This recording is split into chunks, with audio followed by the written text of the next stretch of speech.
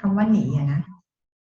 I'm starting to record, so I think the question was you brought up, Pari. Everybody's wondering, what are they doing on Earth, right? A planet so backward. Yeah คือทุกคนตอนนี้สกอตเริ่มบันทึกนะคะก็เดี๋ยวจะไปลง YouTube ด้วยคำถามเริ่มแรกที่เราถามกันคือทุกคนสงสัยว่าเรามาทำอะไรกันบนโลกนี้ใช่ไหม And of course, the answer is there is no such thing as escape. คำตอบก็คือไม่ได้ว่าคำตอบไม่ใช่คือการหนีออกไปจากโลกนี้หายไปจากโลก It's getting to a place as a being so that you don't have any fear of traveling in the grand multidimensional universe. ก็คือประเด็นก็คือเราจะต้องรู้จักตัวตนของตัวเราเองเพื่อที่จะรู้จักหมายถึงแอตมาของเรานะแล้วก็สามารถจะเดินทางออกไปยังมิติอื่นๆได้เราไม่มีความกลัวในการอยู่บนโลกนี้ And not be afraid of coming to Earth on a mission either. แล้วก็ไม่ต้องกลัวกับการที่ต้องกลับมายังโลกเพื่อมาทำงานนะเพื่อมีทำงานตามหน้าที่ของตัวเอง Is someone having to stand by the wall or can they sit down? Oh, she is just stuck to come here to take care of everything. Oh, okay, just temporary. What I mean, what I'm trying to share with all of you is very simple. คือก็อยากจะบอกทุกคนให้ทำเป็นเรื่องง่ายๆนะคะ To experience freedom as the Atma, the real being, what you really are. คือการที่จะมีประสบการณ์ในเรื่องของความเป็นอิสระด้วยความเป็นตัวตนที่แท้จริงของเราเองแอตมาของเราเนี่ยนะคะ Then you have to know what you are that is not a physical body. สิ่งที่เราต้องรู้เลยก็คือว่าตัวเราคือเป็นbeing ของตัวเราเองไม่ใช่ร่างกายนี้ And you've all seen this art piece that Pari has copied, somebody had copied, about what the Atma looks like. ทุกคนก็รู้จักกันแล้วใช่ไหมคะว่าแอตมาเนี่ยลักษณะเป็นยังไงในแผ่นโปสเตอร์ที่พี่ดาทำแจกเลยนะคะ Because that's how beautiful all of you really are.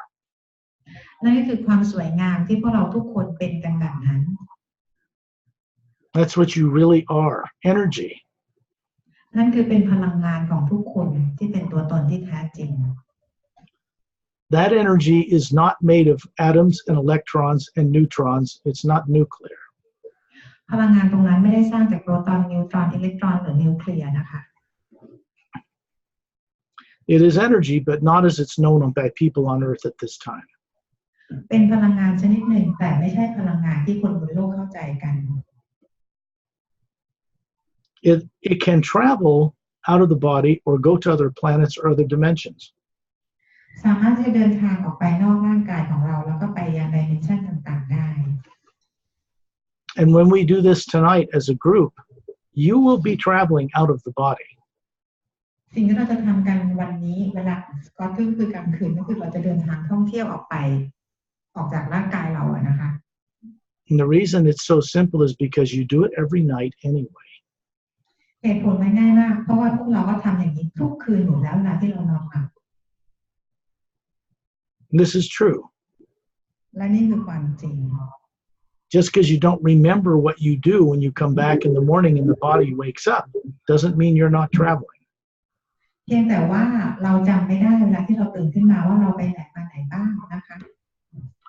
People on Earth are not taught from children into adulthood anything about this. คนบนโลกไม่ได้รับการสอนเรื่องนี้เลยตั้งแต่ในวัยเด็กจนถึงวัยผู้ใหญ่ไม่เคยได้รับการเรียนรู้หรือได้รับรู้เรื่องพวกนี้เลย And that means in any culture, any religion, any government on the planet. รวมถึงทุกวัฒนธรรมทุกศาสนาทุกรัฐบาลไม่เคยมีการสอนเรื่องนี้ No government on this planet or religions on this planet share with people how to do what should be natural for them. ไม่ว่าจะเป็นรัฐบาลไม่ว่าจะเป็นเรื่องของการศึกษาประเพณีของที่ไหนก็แล้วแต่ไม่มีการสอนเรื่องนี้กับเด็กๆเลย You all know what daydreaming is, right? เราทุกคนรู้จักว่าฝันกลางวันคืออะไรกันใช่ไหม How many people know what daydreaming is? Raise your hand. ถามว่าใครรู้จักฝันกลางวันบ้างใครรู้จักให้ยกมือขึ้นคุณไม่รู้จัก Okay, for the few who didn't raise their hand, it just means when you're just sitting in a chair on a deck, looking out of a bus window, and imagining being somewhere else other than where you are, that's daydreaming. คือสำหรับคนที่ไม่ยกมือก็บอกว่าจริงๆแล้วก็คือเหมือนเชิญเลยค่ะเหมือนกับเวลาที่เรานั่งแล้วเราฝันกันไปนั่งที่เพดานไม่ได้นั่งที่เพดานนั่งที่ระเบียงคุณอะไรคะอ๋อขยับมานั่งใกล้ๆน้องพลอยนี่ก็เลยค่ะเพราะว่าคุณพลอยเลยเดี๋ยวให้สกอตได้เห็นด้วยได้รู้จัก New person is coming Hi. สกอตเซย์ให้ด้วยนะคะคุณชมัยWe're not going to start this journey, Pari, until you think it's past enough time when no one else will show up, okay? ก็คือสกอตบอกว่าจะไม่เริ่มการเดินทางจนกว่าทุกคนจะมาครบแล้วรบกวนช่วยลองถามคุณโจ้คุณกี้คุณยาคุณนี้โอเคคุณไม่มาแล้วค่ะ More people. Okay. Can you move the camera over and show me those people, and I'll say hi. Okay. คุณโจ้คุณกี้ say hi to Scott ค่ะ Welcome. ยินดีต้อนรับนะคะ Yeah, it's okay. People can move over there. We'll be moving the camera back and forth, so it's okay. You don't have to all scrunch together. It's all right. At least I get to know each other and see each person once first. Okay. เดี๋ยวสกอตขอดูทุกคนก่อนนะคะว่า All right, now it's important, Pari, that you start on the right with the camera and look at the first person on the right. Okay. Lower the camera. You're up in the ceiling. There you go. And then I'm just going to look at each person. First, the lady in the colorful blue and orange and red dress, right? She's the one involving. Yeah. Okay. Yeah. And then I want to just look at every single person. Okay. เดี๋ยวตอนนี้คือสกอตจะขอมองได้ Just once. There we go. Okay. It's very important that I make a connection with all of you. This is not a psychic. It's not a psychic connection. คือสกอตเนี่ยก็จะขอมองทุกคนก่อนนะคะเพราะว่าเป็นการเชื่อมต่อกันทีนี้การเชื่อมต่อไม่ได้เป็นการเชื่อมต่อที่เราเข้าใจเหมือนเวลาหมอดูอะไรงั้นไม่ใช่แบบนั้นนะคะนี่คือการเชื่อมต่อด้วยทางจิตกันนะคะ It is a connection from the pure center of your being to my pure center of my being. It is not something that any form of negativity can enter. อันนี้คือเป็นการเชื่อมต่อกันระหว่างอันมาของเราที่เป็นจุดดวงสีขาวตรงกลางนะคะนั่นคือการเชื่อมต่อตัวตนที่แท้จริงของแต่ละคนกับตัวตนที่แท้จริงของสกอตนะคะ Okay, now move the camera more and let me see the people right by the door. Hi. You want to just look at all your faces, please, once, and make a connection with all of you, and then to the left, over to the left. Is there anybody else over there? No. No. Okay, so we've got, now the camera's, I feel like I'm like this. There we go. Straighten it up a little bit. There we go. Raise it up just a little. There we go. That's good. That's good. That's good right there. Just kind of leave it. We'll be. Yeah, just kind of leave it there. Okay. There we go. Oh, dropped it down low. There we go. Okay. Just get it so it's stationary before we start. Okay. Okay.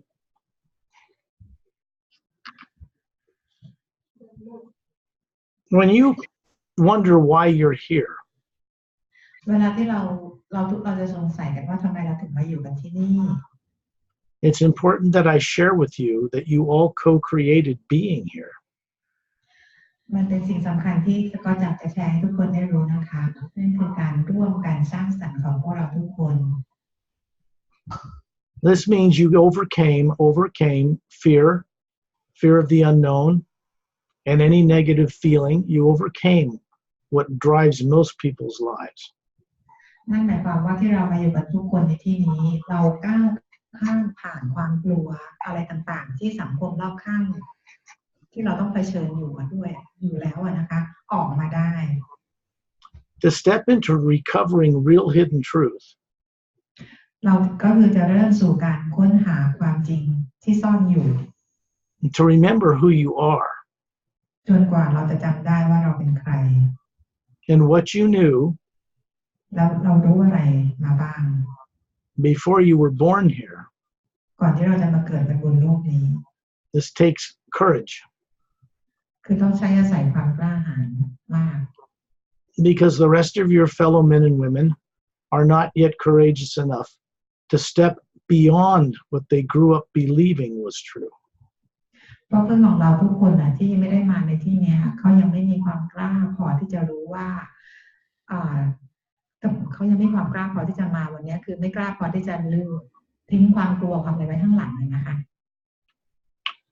You are beginning to co-create for yourself recovering true free will. ตอนนี้คือเราทุกคนที่มาอยู่ณที่นี้กำลังสร้างสรรค์เพื่อรู้จักตัวตนที่แท้จริงของตัวเอง It's not easy, but it can be done under the right conditions. มันไม่ได้ง่ายแต่ว่าก็คือสามารถจะทำได้ด้วยเขาเรียกอะไร condition ที่ถูกต้องและเหมาะสม This means you have to step out boldly in a new direction without relying on religions or the rest of the society, what it believes that keeps it limited and stuck. นั่นหมายความว่าพวกเราทุกคนจะต้องยืนขึ้นด้วยความกล้าหาญนะคะเพื่อจะทิ้งทุกอย่างไม่ว่าจะเป็นเรื่องของความเชื่อศาสนาวัฒนธรรมต่างๆไว้ข้างหลังหมดเลย It does not mean disrespecting Buddha or any religious leader. It does not mean that. แต่ไม่ได้หมายความว่าเราไม่ให้ความเคารพกับพระพุทธเจ้าหรือว่าผู้นำประเทศหรือคุณเราอยู่ใกล้ชิดด้วยนะคะ It's more that you recover what such beings and beings quite beyond them know about the nature of life beyond this planet. แต่นั่นคือการค้นพบมาตัวตนที่เป็นตัวตนที่แท้จริงของเราที่มาจากการสร้างสรรค์ที่แท้จริง Not any of you who now live in a human body on Earth originated on this planet. ทุกคนที่เรามีชีวิตกันอยู่บนโลกนี้ไม่มีใครที่มีต้นกำเนิดมาจากโลกใบนี้เลย Whether you don't remember this is not the important point. เราก็คือว่าเราจำกันตรงนี้ไม่ได้เลยนะคะเราคิดว่ามันไม่ได้สำคัญอะไร The important point is that you can remember or recall all of it. คือตรงนั้นน่ะโอเคเราจำไม่ได้เป็นใครแต่ความสำคัญมันอยู่ที่ว่าเราจะต้องจำได้ว่าจากนี้ไปเราเป็นใครนะคะ There's only one thing that keeps a person from remembering who they are. ก็คือว่ามันจะมีสิ่งหนึ่งที่ทำให้เราไม่สามารถจำได้ว่าเราเป็นใคร And that is fear of the future. นั่นก็คือความกลัวอนาคต Fear of the future in any shape or any form. ความกลัวของอนาคตไม่ว่าจะมาในรูปลักษณ์ไหนแบบไหนก็ตาม Will hold one grounded to the earth. ก็คือจะดึงพวกเราเนี่ยให้อยู่บนโลกเนี่ยไม่ไปไหน This is a fact. It's not made up. นี่คือความจริงไม่ได้สร้างเรื่องขึ้นมา We talked briefly a bit ago about daydreaming, or what some people call the creative imagination. ต่อไปเราก็คือเราจะคุยกันถึงเรื่องของฝันกลางวันนะคะหรือว่าการสร้างสรรค์ที่มีประโยชน์นะคะนาวิกาแตกกับเขา When you close your eyes for a minute, ถ้าเกิดว่าเราหลับตากันสักนาทีหนึ่ง then close your eyes and imagine a beautiful hummingbird hovering about a foot in front of your face looking at you. เราจินตนาการว่าเราหลับตาจินตนาการว่ามีนกฮัมมิงเบิร์ดเนี่ยนะคะบินห่างเราอยู่ห่างหน้าเราไปประมาณสัก1 ฟุตแล้วก็จ้องมองเราอยู่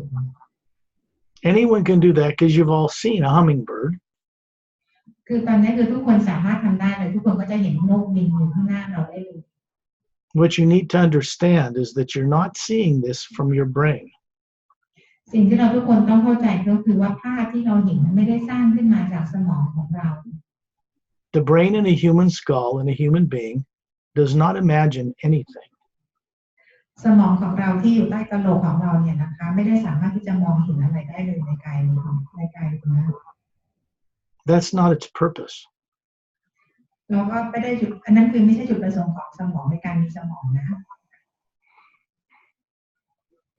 What is seeing the hummingbird when your eyes are closed? That means your eyes are turned off and your brain is turned off as far as receiving any outside light. สิ่งที่เราเห็นเวลาที่เราหลับตาเราเห็นภาพขึ้นมานั้นเราไม่ได้เห็นจากสมองแต่เห็นมาจากเพราะว่าเราเป็นการปิดสมองปิดระบบของสมองปิดระบบของตาเนื้อของเราทำให้เรามองเห็นภาพต่างๆได้ but you still see the hummingbird in your imagination. ขณะที่ร่างกายเราปิดระบบตรงนี้แต่เราก็ยังสามารถที่จะมองเห็นนกฮัมมิงเบิร์ดตรงนี้ได้ It doesn't have to be a hummingbird. It could be a waterfall or a beautiful field or a flower. หรือเราอาจจะจินตนาการเห็นเป็นอยากเห็นเป็นภูเขาเป็นดอกไม้เป็นน้ำตกแรงก็ได้ What you need to know is that you, the spherical being, ที่เราต้องรู้ก็คือว่าตัวตนของเราหรือว่าจิตกลมๆของเราที่เป็นตัวตนที่แท้จริงของเรา what the most advanced races from the stars call Atma. ซึ่งเป็นเขาเรียกอะไรเป็นสิ่งที่มีชีวิตที่เจริญที่สุดที่มากที่สุดนะคะเราเรียกว่า Atma. Some people on earth call it soul, but they don't know what it is. ซึ่งคนบนโลกเนี่ยจะเรียกว่าจิตวิญญาณแต่ก็ไม่รู้ว่าความหมายที่แท้จริงคืออะไร So they're left merely with just faith. ทีนี้การที่เราไม่รู้ตรงนั้นนะคะก็ถือว่ามันไม่ใช่ Faith is a good place to start, but a terrible place to end up. เราเรียกว่าเป็นความศรัทธานะคะบอกว่าความศรัทธาเป็นสิ่งเริ่มต้นที่ดีแต่เป็นสิ่งสุดท้ายที่ไม่ดี Why? Because faith, if it's correct, should lead to direct experience. เพราะอะไรเพราะว่าถ้าเกิดว่าเฟซความศรัทธาเป็นสิ่งที่ถูกต้องก็จะนำพาไปสู่เส้นทางที่ถูกต้อง A being cannot be free or utilize true free will unless they have direct experience about what they believe in. มีอิงในตัวตนของเราไม่สามารถจะมีอิสรภาพที่แท้จริงได้จนกว่าเราจะรู้ตัวตนที่แท้จริงของเรา This is just kind of common sense. อันนี้คือเป็นเรื่องที่ธรรมดามาก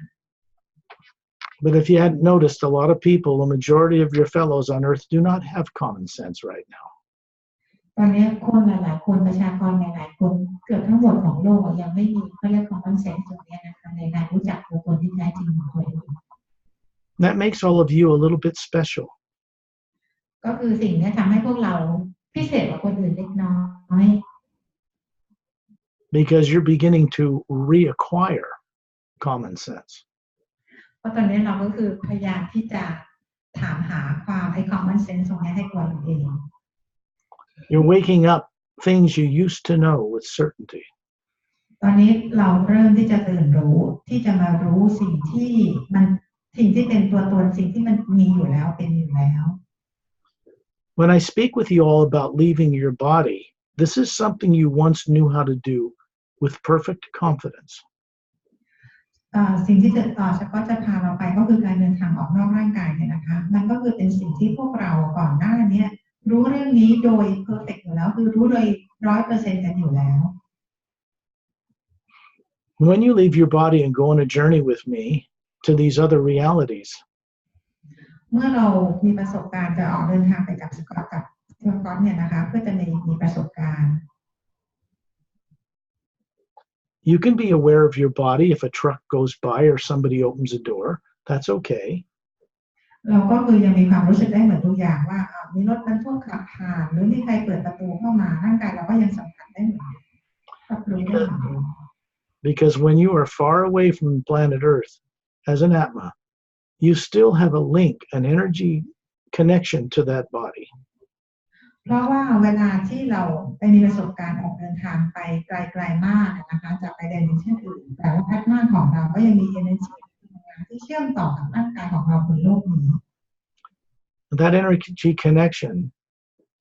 is pure. It is not something, it's not like a silver cord or a golden cord. It is quite beyond that, and it's unbreakable, and nothing of any negative nature can penetrate it. คือไอ้สิ่งที่เชื่อมต่อระหว่างอัตมากับร่างกายของเราเนี่ยนะคะมันไม่ได้เป็นเส้นสีเงินสีทองหรือเป็นอะไรที่จะมาทำลายหรือหักล้างอะไรมันได้ทำลายมันไปได้นะมันเป็นสิ่งที่มันยากเข้าใจนิดนึงนะคะ I suppose you've wondered how rare this kind of thing we're doing is on this planet. สกอตไม่รู้ทุกคนสงสัยไหมว่าสิ่งที่เราทำกันอยู่เนี่ยนะมันมีน้อยมากที่เกิดขึ้นบนโลก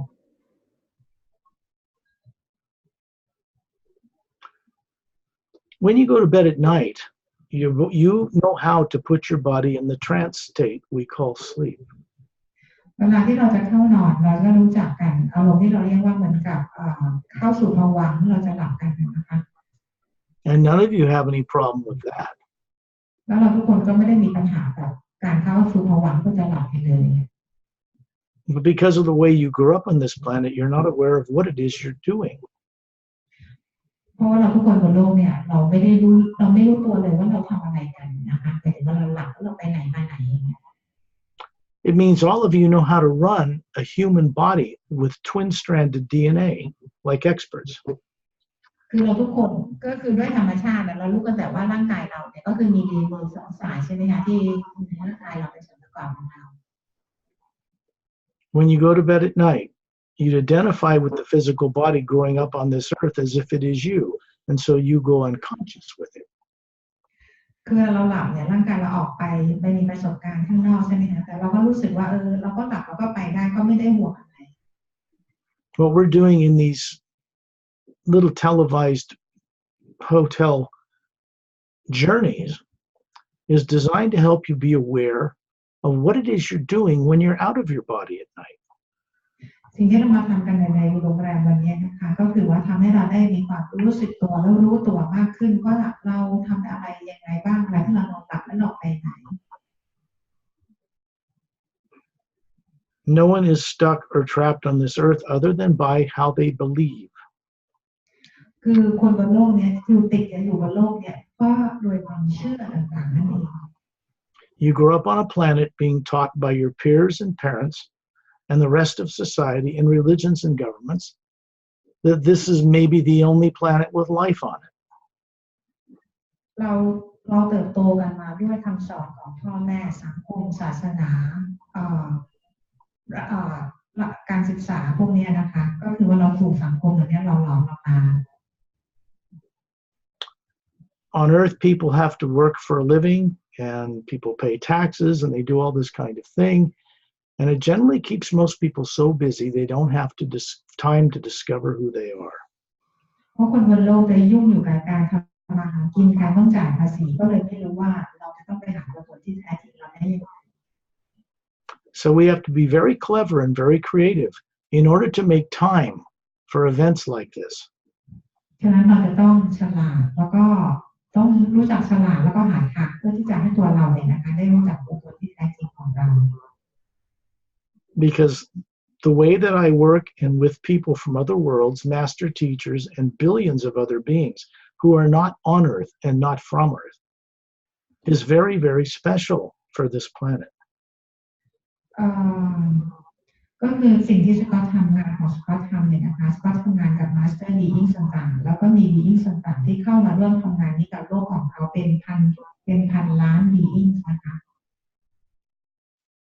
The people I work with, the beings I work with, that are involved now in helping to change this place and other worlds too, do not have subconscious minds. บีอิงที่สกอตทำงานด้วยเนี่ยนะคะก็คือว่าเข้ามาช่วยโลกของเราก็คือยังช่วยในการเปลี่ยนแปลงสร้างสรรค์โลกอื่นไปโลกดาวอื่นด้วยนะคะ People on Earth do. Sorry. People on Earth do have subconscious minds. โลกของเราเนี่ยเป็นโลกที่ไม่มีsubconscious เหมือนที่เราจะถูกคือเราไม่มีเขาเรียกอะไรโดนควบคุมไว้นะคะโดยที่โลกใบอื่นเนี่ยเขาไม่มีแต่เฉพาะโลกของเรานี่แหละที่โดนควบคุมไว้ All of you have heard of a subconscious mind, right? คือเราทุกคนก็รู้จักเขาเรียกอะไรสติเนาะเขาเรียกมีความเชื่อกันอยู่นะคะรู้จักคำนี้นะ So raise your hand if you've heard of a subconscious mind. ถ้าเกิดว่าเรารู้สึกเรามีสติสัมปชัญญะยกมือกันด้วยนะคะ Yes, I think everybody kind of understands there's some part of themselves that they're not aware of. เราก็จะรู้กันดีว่ามันมีบางอย่างเราก็ไม่ได้รู้ที่เราไม่รู้อยู่ใน conscious ของเรา And it's this part of themselves that influences them, usually from fear, to make incorrect decisions in their lifetime. เพราะส่วนที่เราไม่รู้นั่นแหละก็คือเป็นส่วนที่เราถูกควบคุมด้วยความกลัวนะคะซึ่งก็ถูกขับพวกเราอยู่ในหลายๆชีวิตบนโลกของเราที่ผ่านมา Fear, doubt, speculation, theory, are all negative emotional states. ความกลัวความสงสัยการหลอกลวงอะไรทุกอย่างเนี่ยนะคะก็คือว่าเป็นเรื่องของที่เราถูกควบคุมกันไว้ And negative emotional states are all artificially created. แล้วอารมณ์ต่างๆที่เป็นลบก็คือเป็นเขาเรียกว่าเป็น artificial เป็นสิ่งที่สร้างขึ้นมาถูกสร้างขึ้นมา They are like negative programs placed in the artificially created subconscious mind. มันก็เหมือนเป็นโปรแกรมลบที่ถูกสร้างขึ้นมาเพื่อใส่ไว้ใน consciousness ของเรานะคะ Which means that if you're unaware of some part of your mind where negative things are placed, then that means some other beings somewhere at some time in history know what's in there. ในบางครั้งถ้าเกิดพวกเรารู้สึกว่าเรามีอารมณ์ลบต่างๆหรือสิ่งลบๆต่างๆที่เกิดขึ้นเข้ามาโดยที่เราไม่รู้ว่าคืออะไรแต่ว่า being ต่างๆที่เขาอยู่ที่ดาวอื่นโลกอื่นเขาจะรู้นะคะว่ามันเกิดอะไรขึ้น Negative tyrant beings from other worlds have had an influence on this planet and its leaders from time to time. ก็คือ tyrant นะคะหรือว่าbeing ที่เป็นลบเนี่ยนะคะเขาก็คือมีอิทธิพลมาควบคุมของโลกเราเนี่ยเป็นพักๆเป็นช่วงๆ Beings who have liked to have dominated this planet and its people. ก็คือเขาเข้ามาควบคุมทั้งโลกของเราแล้วก็คนบนโลก They have been prevented from doing that and they will not succeed ever. ตอนนี้คือไทยรัฐในกลุ่มนี้นะคะคือเขาถูก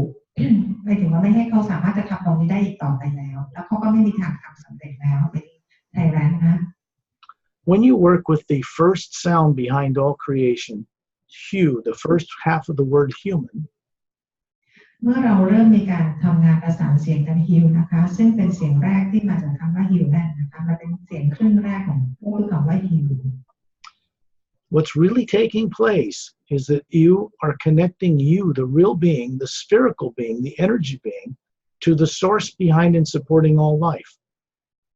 เมื่อเรามีการทำงานร่วมกับฮิวนะคะนั่นหมายถึงว่า being ของเราหรือพลังงานกลมๆของเราตัวตนกลมๆของเรา Atma ของเรามีการเชื่อมต่อไปถึงกับแหล่งพลังงานต้นกำเนิดของเรา That presence, that source behind all life, is not of any negative nature. นั่นคือซอสของเรานั่นเองนะคะที่อยู่เบื้องหลังการสร้างสรรค์ทุกอย่างโดยที่ไม่มีพลังงานลบอยู่เลย Beings that have propped themselves up as the source, the supreme being, between the source and earth, are the tyrants. being นะคะที่สร้างตัวตนขึ้นมาว่าตัวเองเป็นซอสหรือเป็นพระเจ้าหรือผู้สร้างทุกอย่างขึ้นมานั่นก็คือไทแรนซ์นั่นเอง One of the reasons that I can speak with you and do what I'm doing now is because those tyrants are being, let's say, changed for the better for the first time. ก็คือเหตุผลที่สกอตพูดขึ้นมาตรงนี้คือเพื่อจะบอกให้เราว่าตอนนี้ไทยแลนด์ที่ทำตรงนั้นกับโลกของเราเนี่ยนะคะก็กำลังมีการเปลี่ยนแปลงด้วยเหมือนกัน Anyone who is on earth who does not know what they are that isn't a physical body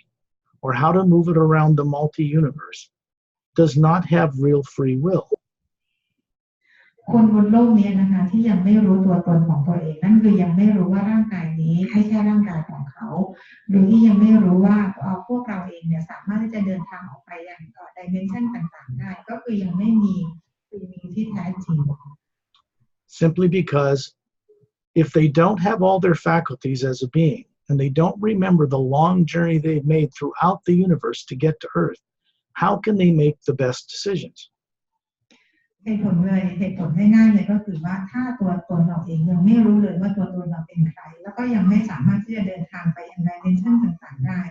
แล้วเราจะตัดสินใจทำสิ่งที่ถูกต้องได้ยังไง See, the problem is that people don't have conscious access to their higher faculties of direct knowing perception, wisdom, and understanding. ปัญหาก็คือว่าถ้าเกิดว่าเรายังไม่มีตรงนี้นะคะก็คือยังไม่มีสติยังไม่มีความสามารถที่จะรู้ตัวตนของตัวเองยังไม่สามารถที่จะไปมีประสบการณ์โดยตรงไปสู่ dimension ต่างๆได้ So what we're doing here is going on the journey to recover that. นั่นก็คือสิ่งที่เรามาทำกันในวันนี้ก็คือเราจะออกเดินทางกันไปนะคะเพื่อที่จะไป ไปเอาความสามารถของเราฝึกฝนความสามารถของเราที่เคยมีมานั้นกลับมา It doesn't matter what race you're from or what religion you believe in or what language you speak or what country you live in. Atmas know when they're awake truth.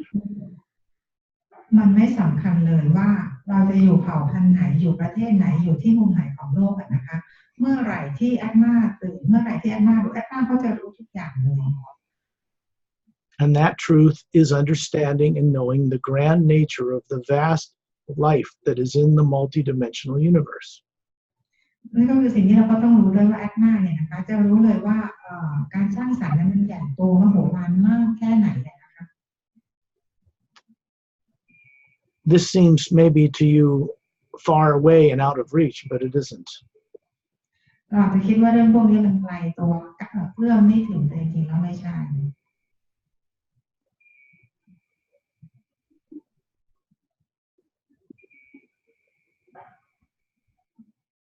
When you grow up as an adult on this planet and have had no training as a child in this area, it seems difficult to acquire the skills to be able to leave this planet while you're alive and come back to your body. เมื่อเราเติบโตเป็นผู้ใหญ่ในโลกใบนี้นะคะโดยที่ตอนเด็กๆเราไม่ได้รับการฝึกฝนหรือเรียนรู้ในตรงนี้เลยเราก็จะรู้สึกว่ายากกับการที่จะเดินทางออกไปนอกร่างกายไปมีประสบการณ์ที่นอกโลกนะคะแล้วก็รู้สึกว่ายากในกลัวที่จะกลับมายังโลกของเราถ้าเราไปมีประสบการณ์ตรงนั้น But it's really the easiest thing there is to do. แต่ว่ามันเป็นสิ่งที่ง่ายที่สุดเลยที่เราสามารถทำไปได้ You do it every night when you put the body to sleep. เพราะเราก็ทำมันทุกคืนอยู่แล้วเวลาที่เราไปหลับเวลาที่เรานอนหลับ If you're taught growing up that imagination is made up in your brain and it's fantasy, then why would you think it was real? ทีนี้ถ้าเกิดว่าเราเป็นเจเน่ See, that's important because it is. ก็คือว่าเวลาที่เราหลับเนี่ยเราไม่สามารถที่จะไปจดจำอะไรได้ใช่ไหมคะแต่ถ้าเกิดเราสามารถจะฟื้นตรงนี้กลับขึ้นมาได้อันนี้แหละคือเป็นความสำคัญที่เราจะได้รู้จักตัวตนที่แท้จริงของเรา One of the things that keeps people on earth from knowing what they used to know about how they exist in eternity as a being สิ่งที่เก็บพวกเราบนโลกที่ทำให้เราไม่ได้รู้ความจริงว่าเราเป็นอมตะ is a subconscious terror of finding out what happened to you that puts you on this earth with no memory. ก็คือsubconsciousจิตใต้สำนึกของเราอะนะคะที่เราถูกกระทำด้วยความทรมานด้วยความโหดเหี้ยมนั่นแหละทำให้พวกเราไม่สามารถจะจดจำอะไรได้ Something was done to beings, the Atma, before it was forced to incarnate in a body here with no memory. มันมีอะไรเกิดขึ้นนะคะกับแอตมาของเราที่ถูกบังคับที่พวกเราถูกบังคับให้ต้องมาอยู่บนโลกนี้ The program in the subconscious basically says, if you try to remember who you are and who did this to you, we'll do it to you again. โปรแกรมที่อยู่ที่ subconscious ของเราเนี่ยนะคะก็คือว่าจะสั่งพวกเราไว้ว่าถ้าเกิดว่าพวกเราพยายามที่จะจดจำได้อีกว่าพวกเราเป็นใครมาจากไหนเราก็ต้องผ่านเหตุการณ์ความโหดร้ายตรงนั้นอีก That's impossible because they are no longer allowed to come near this planet. They can't. They are not able to ever do that to anyone again. ซึ่งตรงนี้มันจะเป็นไปไม่ได้อีกแล้วนะคะเพราะไทยแลนด์หรือโปรแกรมต่างๆเพราะไทยแลนด์เนี่ยเขาไม่สามารถจะกลับมายังโลกนี้เพื่อจะทำสิ่งนั้นกับคนบนโลกนี้ไม่ว่ากับใครได้อีก So you see, it's just the memory of a terrible situation. จริงๆแล้วมันก็คือเป็นความทรงจำอันโหดร้ายที่พวกเรามีไว้ที่พวกเรายังมีกันอยู่ And sooner or later, you will all confront or recover in a safe way, surrounded by people beings you can trust. You will remember what was done. ถ้าเกิดว่าเรายอมรับกับมันนะคะแล้วเรายินยอมให้เพื่อนบีอิงต่างๆของเราที่เป็นบีอิงฝ่ายดีเข้ามาช่วยเหลือเราเนี่ยนะคะเราก็จะสามารถที่จะไปจดจำตัวตนของเราได้ Now, because then the terror of that experience just becomes a memory. ทีนี้ไอ้โปรแกรมต่างๆที่มาใส่ไว้กับเราเนี่ยนะคะมันก็จะกลายเป็นเพียงแค่ความทรงจำธรรมดา because it's no longer subconscious. It cannot misdirect your thinking or decisions. ก็ไม่สามารถที่จะมาควบคุมความคิดของเราหรือการตัดสินใจอะไรของเราได้อีก When we go on these journeys through the เมื่อ hue, เราออกเดินทางครั้งนี้กับฮิว we actually go on these journeys. ซึ่งเราก็ออกเดินทางกันไปจริง And when you're seeing what I'm sharing with you and Pari interprets, you're actually seeing it. ๆเมื่อทุกคนได้เห็นในสิ่งที่สกอตบอกและแพรรี่แปลให้เนี่ยนั่นคือสิ่งที่ทุกคนได้เห็นจริงๆ This is how you become comfortable with something you were never taught growing up on planet Earth. ซึ่งสิ่งนี้อาจจะเราจะรู้สึกว่าเราคุ้นเคยเราเคยรู้มาก่อนนะแต่เป็นสิ่งที่เราไม่เคยได้เรียนมาก่อนเลยในโลกใบนี้ When you put the body to sleep at night, the pineal gland in the center of the brain produces several chemicals that put the body on automatic. เวลาที่เราหลับนะคะปุ่มไพนิวแกลนของเราที่อยู่ในสมองของเราก็คือจะหลั่งสารเคมีออกมาเพื่อจะควบคุมให้ระบบในร่างกายของเราทำงานได้เป็นปกติระบบเป็นอัตโนมัติ So you can leave it and continue your journey into greater wisdom. ซึ่งเราก็สามารถที่จะออกทิ้งร่างกายของเราเพื่อจะไปเดินทางได้อย่างมีอิสรภาพ It's amazing that there are countless hundreds of millions of worlds in our galaxy alone that are spacefaring, that get around the universe, that know that they are an Atma, and they don't have any false belief that they are bodies. มันน่าประหลาดใจมากเลยที่มีดาวเป็นร้อยล้านดวงเนี่ยนะคะซึ่งทุกคนก็ทำสิ่งนี้แหละก็คือใช้เดินทางออกไปกับแอดมาไปตามไดเมนชันต่างๆไปตามที่ได้ต่างๆดูเป็นเรื่องปกติมาก They exist in such vast numbers, vastly beyond the 7 billion that live on Earth. ซึ่งพวกเขาก็มีการช่วยเหลือดาวดวงอื่นกันนะคะซึ่งมีอีกเป็นพันล้านมีอีกเลยเขาก็ทำแบบนี้กันอยู่แล้วก็ช่วยเหลือกันอยู่นะคะ And they are moving in one direction now. แล้วตอนนี้สิ่งที่ก็คือกำลังจะไปสู่ทิศทางเดียวกัน And that one direction has to do with an unexpected change for this planet and its people for the first time in galactic history. แล้วสิ่งนี้ก็เป็นสิ่งที่เกิดจากคาดหวังแต่เป็นการคาดหวังในสิ่งที่ดีนะคะว่าจะมีการเปลี่ยนแปลงเกิดขึ้นในกาแล็กซี่ของเรานี้นะคะโดยที่ยังไม่เคยเกิดขึ้นมาก่อนเลยในประวัติศาสตร์กาแล็กติก You know enough, although it's subconscious, to make the brain do this and put the body to sleep. You know exactly how to do it, but you're not consciously remembering how it is you're doing it. จริงๆแล้วพวกเรารู้ดีนะและรู้เยอะอยู่ด้วยว่าเราจะทำยังไงเวลาที่เราจะออกจากนอกร่างกาย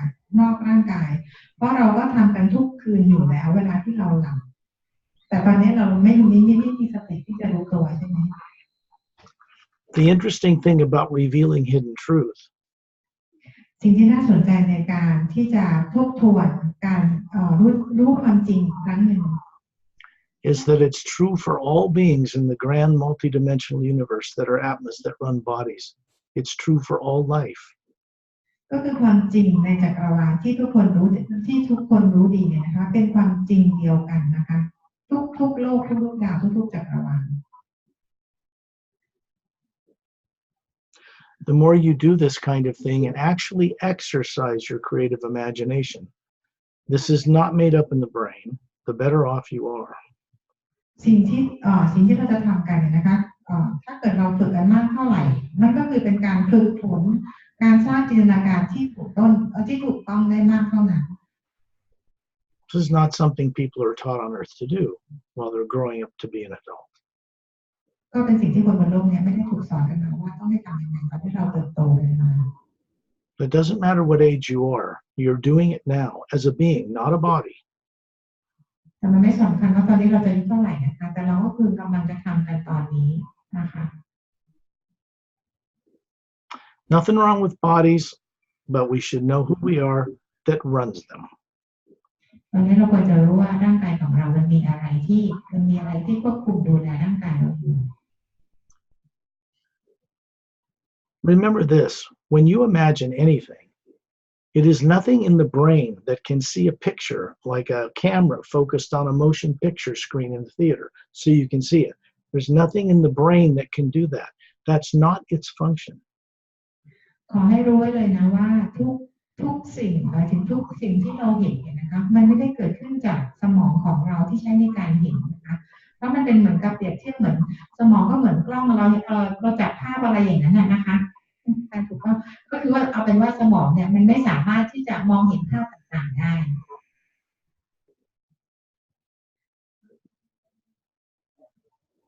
You, the being, are running the pineal gland in the center of the brain. Basically, it's the way you control and run the nervous system of a human body.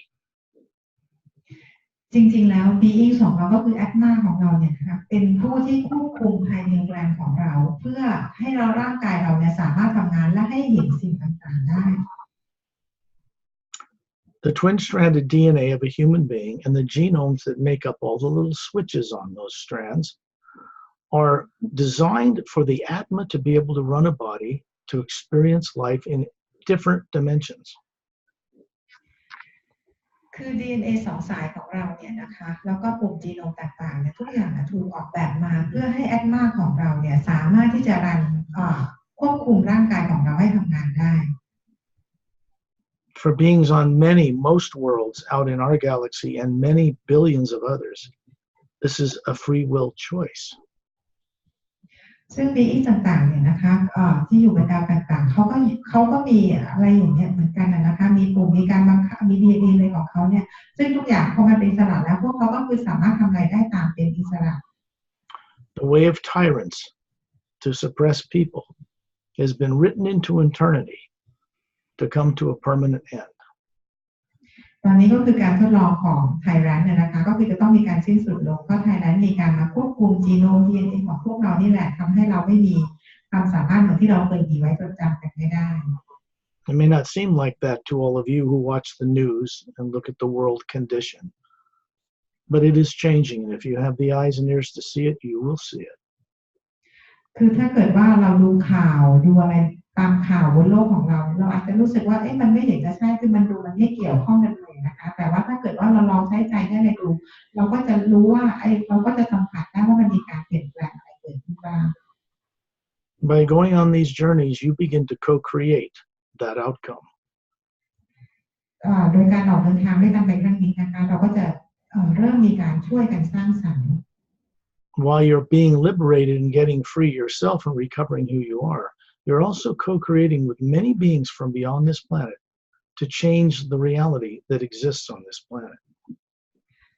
ในสิ่งที่เรากำลังจะทำกันเนี่ยนะคะก็คือเราจะเป็นการช่วยตัวเองเพื่อให้มีอิสรภาพกลับไปเป็นตัวตนที่แท้จริงโดยการแล้วก็จะมี being ต่างๆเข้ามาช่วยพวกเราด้วยคือไม่ใช่เฉพาะตัวเราช่วยตัวเราเองนะคะมี being ต่างๆเข้ามาช่วยแล้วเราทุกคนก็ได้เป็นการช่วยเพื่อจะเปลี่ยนแปลงในการสร้างสรรค์ทั้งใหม่ทั้งหมดเลยในจักรวาล You are not now, nor have you ever been, a body. คือตอนนี้นะคะก็คือว่าเราจะไม่เคยรู้สึกแบบนี้มาก่อนในประสบการณ์แบบนี้นะคือการรู้นะคะ All of you, as an Atma, are running more than just this physical body. You have a physical type of form on different dimensions above the physical worlds. Atma ของเราเนี่ยไม่ได้มีร่างกายนี้ร่างกายเดียวนะคะที่หลังร่างกายนี้อยู่แต่ก็ยังมีร่างกายทางกายภาพอื่นบนโลกอื่นอีก For instance, the next major division above the physical world, people refer to as the astral plane. ตัวอย่างเช่นนะคะที่เรารู้จักกันโลกของเราที่เราอยู่นี่เราเรียกว่าเป็นโลกทางกายภาพทีนี้โลกที่อยู่ถัดขึ้นไปที่เราเรียกกันว่า astral world นะคะนั่นก็มีร่างกายอยู่ที่เรากำลังอยู่ All emotion comes from that life you're living there and is channeled to this body here. ความรู้สึกต่างๆที่เรามีกันบนโลกนี้นะคะก็คือถูกส่งมาจากastral plane มายังโลกนี้นั่นเอง In that dimension, all matter is moved through feeling.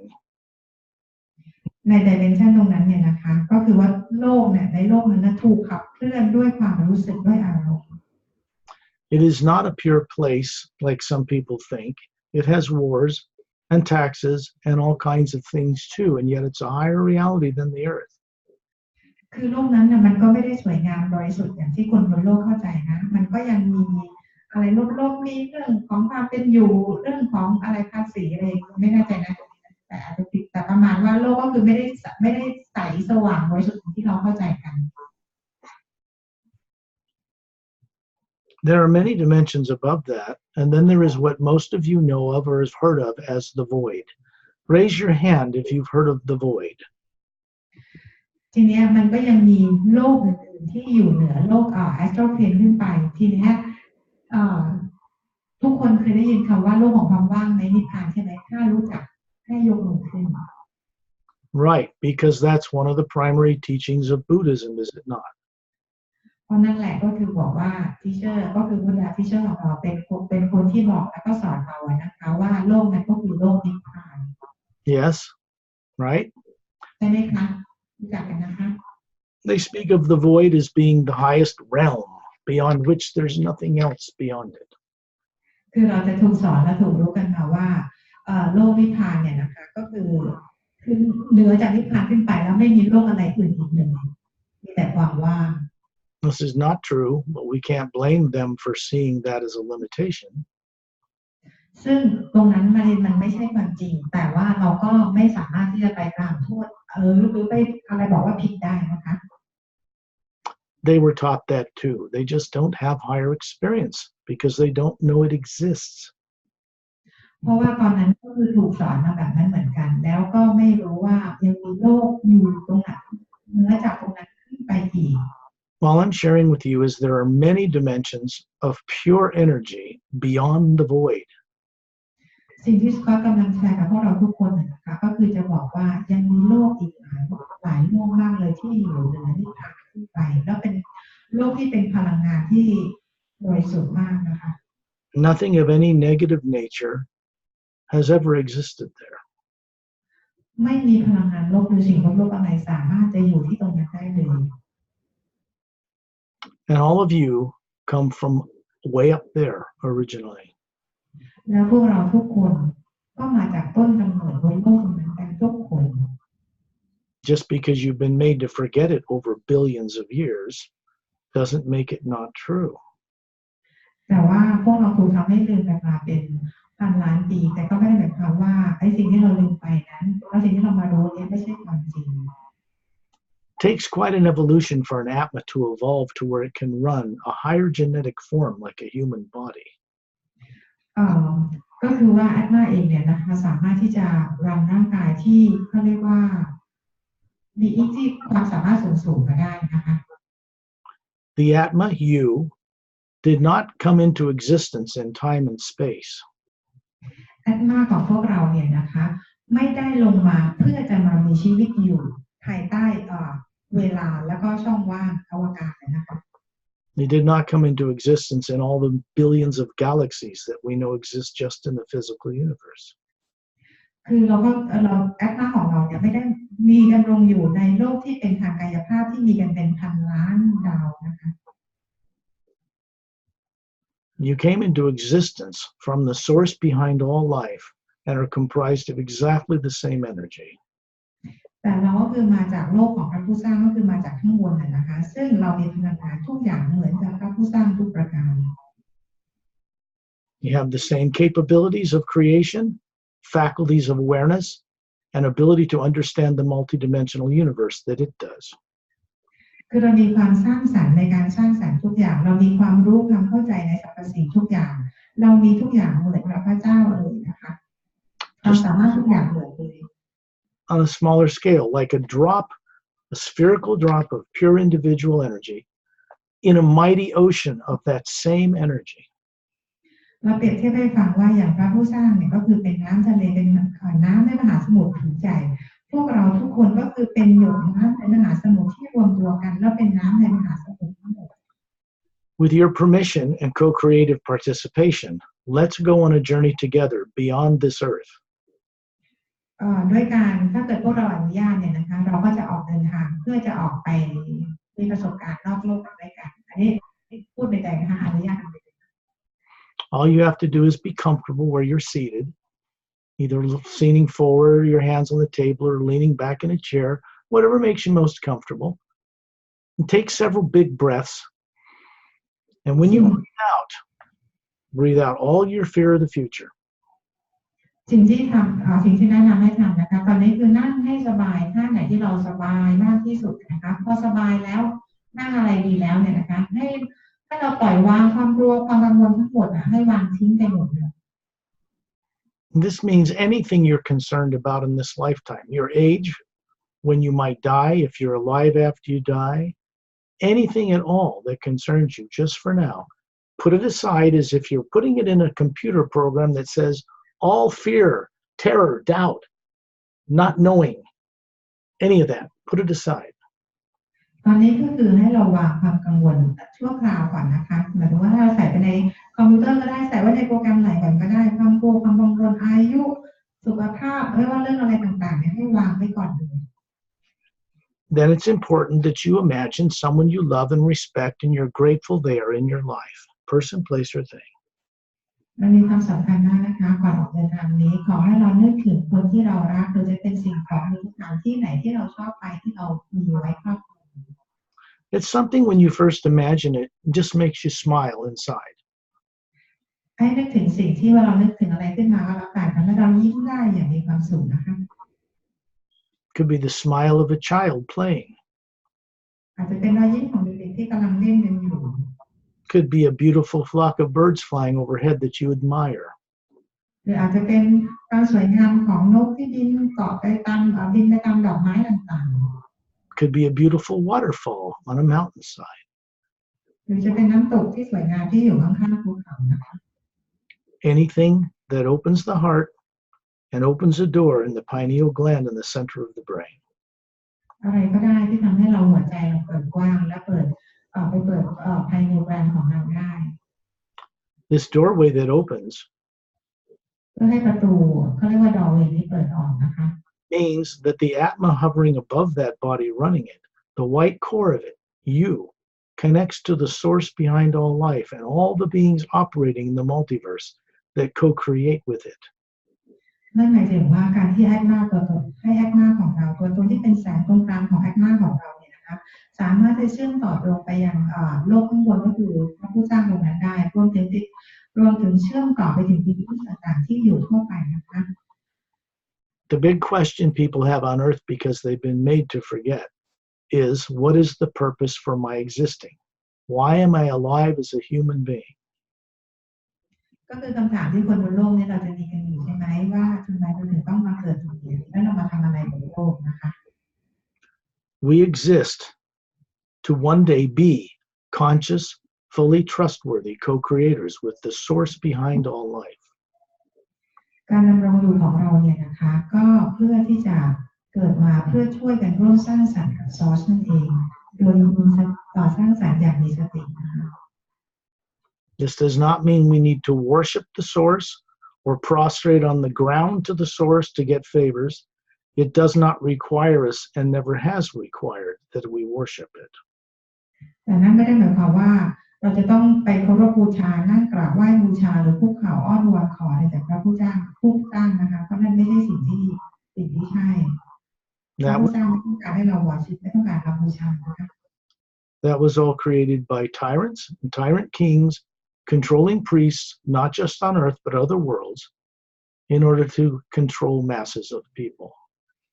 ก็คือสิ่งนี้ก็คือเป็นระบบที่ไทยสร้างขึ้นมาก็คือสร้างมาเพื่อควบคุมเรื่องของนักบวชอะไรต่างๆเหล่านี้ขึ้นมาทั่วโลกและเพื่อมาใช้ควบคุมคนอีกครั้งหนึ่ง No need to blame them. They too were manipulated subconsciously to do this. แต่เราก็ไม่ต้องไปโทษพวกเขานะคะเพราะพวกเขานั้นก็โดนควบคุมมาอีกทีหนึ่งเหมือนกัน These kinds of elements from other planets that are negative have been removed from this planet permanently. ตอนนี้นะคะหมายถึงว่าเรื่องของลบเครื่องการควบคุมเนี่ยนะคะระบบตรงนี้ก็คือมีบีอิงต่างๆเขาเข้ามาควบคุมเพื่อจะหยุดตรงนี้โดยสมบูรณ์แบบ What is left that people have subconscious minds and negative programs in those subconscious minds that have to be undone. แต่สิ่งที่เหลือตกค้างกันไว้อยู่ก็คือว่าโปรแกรมที่นะคะที่อยู่ตรงที่ subconscious ของเรานะคะที่จะต้องมีการแก้ไข They need to be erased, corrected, removed. ต ก็ต้องมีการเขาเรียกว่ามีการปรับมีการแก้ไขตรงนี้ให้สมบูรณ์แบบให้ออกไปให้สมบูรณ์แบบ When that terror of what was done to you before you were born is gone, all your faculties return. ด้วยความโหดร้ายป่าเถื่อนในความทรงจำของเราเนี่ยนะคะมันจบไปมันหายไปเพื่อเราสามารถจะรับได้เป็นตัวตนของเรา Remember this, the purpose for your existence as a being is to co-create with the source behind all life itself. ขอให้จำไว้นะคะจุดประสงค์ของการดำรงอยู่ของการมีชีวิตอยู่ก็เพื่อที่จะมาร่วมสร้างสรรค์กับพระผู้สร้างหรือซอสนั่นเอง And this means doing this in new ways that have never been done before. แล้วก็สิ่งนี้นะคะก็คือเป็นสิ่งใหม่ที่ไม่เคยถูกสร้างขึ้นมาเลยในจักรวาลนี้ Each one of you have a unique co-creative part to play in the change that is coming in the direction the universe is headed. ทุกคนมีบทบาทมีส่วนช่วยในการเปลี่ยนแปลงในการสร้างสรรค์ครั้งนี้นะคะเพื่อเป็นการสร้างสรรค์อย่างถูกต้อง When I began to send out the hue on different higher tone levels, it's so that you will go into the trance state called sleep while you're at this hotel, just like you put your body in every night, but you will remember and see and know where we go and what we do. เมื่อสกอตจะส่งเสียงฮิวออกไปเนี่ยนะคะมันก็จะเป็นเสียงที่มีหลายโทนที่สกอตจะไล่เสียงขึ้นไปนะคะสูงเสียงต่ำแล้วก็ค่อยสูงขึ้นไปสิ่งนี้ก็คือเพื่อที่จะทำให้ทุกคนเหมือนกับเข้าสู่ภวังค์ในการที่เราเหมือนกับเวลาที่จะหลับในตอนกลางคืนนั่นเองนะคะ This changes consciousness on earth, becomes more enlightened. Your IQ increases. สิ่งที่ทำว่าเพื่อเราเริ่มจะจดจำได้นะว่าเราไปไหนมาไหนยังไงนะคะแล้วก็การออกเดินทางครั้งนี้ก็จะเป็นการช่วยเปลี่ยน IQ ของเราให้เรามี IQ สูงขึ้นด้วย It begins to recondition the nervous system and the brain and the body you have to be able to accept much more expanded consciousness. แล้วก็จะเป็นการช่วยปรับระบบในร่างกายของเราระบบประสาทในของเรานะคะเพื่อให้รองรับกับการขยายตัวของพลังงานได้มากขึ้น You will all have, as you have been having, gradual increase in awareness and understanding. ก็คือจะช่วยขยายการตื่นรู้ของเราได้มากขึ้นซึ่งอัตมาของเราก็มีกันอยู่แล้ว You know what divine love really is, because people on earth don't really understand it. สิ่งที่คนบนโลกยังไม่เข้าใจนะคะก็คือว่าการอยู่ด้วยกันร่วมกันอย่างสร้างสรรค์ด้วยความรักนั่นเอง Divine love is nothing more or less than respecting the source behind all life, the real source, not the ones that prop themselves up as tyrants. ความรักนะคะคือรักในทุกสรรพสิ่งนะมันเป็นความรักที่ดีมากๆคือทุกที่เขาก็รักทุกดาวทุกดวงมันเป็นความรักที่รักโลกรักกันอย่างเดียวแล้วสร้างสรรค์นะคะซึ่งคนบนโลกยังไม่เข้าใจความรักแบบนี้ Beings that are most advanced from other worlds refer to the source behind all life as prime creator. They don't call it a supreme being. They don't call us what? Should I say that again? Yes, say again, please. Beings from other worlds refer to the source behind all life as prime creator. โลกบีอิงต่างๆที่อยู่ที่ดาวต่างๆนะคะถ้าเราย้อนกลับไปเนี่ยนะคะเราก็จะย้อนไปได้ถึงว่าก็คือเป็นจากพระผู้สร้างจากผู้สร้างสรรพสิ่งทั้งหมดนั่นเอง We as Atmas are all part of prime creator. ซึ่งอัตมาของเราทุกคนก็เป็นส่วนหนึ่งของพระผู้สร้าง They do not call it a supreme being. That kind of seems like it's a tyrant. เราจะไม่เรียกว่าเขาเรียกไงเราจะไม่เรียกว่า supreme being คือเป็นที่ต้องเหมือนกับใครเป็นศาสนาต้องเคารพบูชาอยู่เหนือสูงกว่าเรานะคะ The source you all came from originally, only requires that we respect it and each other and all life that exists in the grand multidimensional creation. สิ่งที่พระผู้สร้างเนี่ยต้องการจากพวกเราทุกคนนะคะนั่นก็คือการเคารพในกันและกันแล้วก็คือรักในกันและกันในทุกสรรพสิ่งในทุกจักรวาล to do that, we have to recover awareness of what the life is that is out there. ทีนี้การที่เราจะกลับไปมีความรู้สึกความรักอย่างนั้นได้นะคะเราจะต้องกลับนะคะมีการตื่นรู้ก่อนว่าความรักคืออะไรแล้วก็คือการสร้างสรรค์คืออะไรนะคะ Just means we are unable to respect what we do not know exists. นั่นก็คือเราจะสามารถจะกลับไปเคารพกันได้อีกนะคะ The reason for these journeys, and the only reason I conduct them with Pari, is for your benefit. สิ่งที่สกอตทำอยู่นี้นะคะและสิ่งที่แพรได้ทำก็เพื่อประโยชน์ของทุกคน I have no other motivation. ไม่มีความต้องการอย่างอื่นเลย Nothing hidden, nothing covert. ความต้องการที่จะช่วยเหลือพวกเราทุกคนไม่มีอะไรเศร้าเน้นไม่มีอะไรปิดบังต้องการช่วยด้วยความบริสุทธิ์ใจช่วยด้วยความรัก I will begin these tones, which will help you put your bodies in the trance state called sleep like you do every night. But because you will be listening to my voice, a guidance, a telepathic guidance, you'll be able to go and see and imagine and experience what I share with you on this journey. สิ่งที่ก็จะทำต่อไปก็คือจะส่งเสียงที่ออกไปนะคะซึ่งจะทำให้ทุกคนเข้าสู่ภวังค์แล้วก็จะช่วยให้ทุกคนนะคะได้มีความสามารถในการรับรู้และเห็นสิ่งต่างๆ Okay, couple of deep breaths to relax. หายใจเข้าออกสองสามครั้งแล้วก็ผ่อนคลาย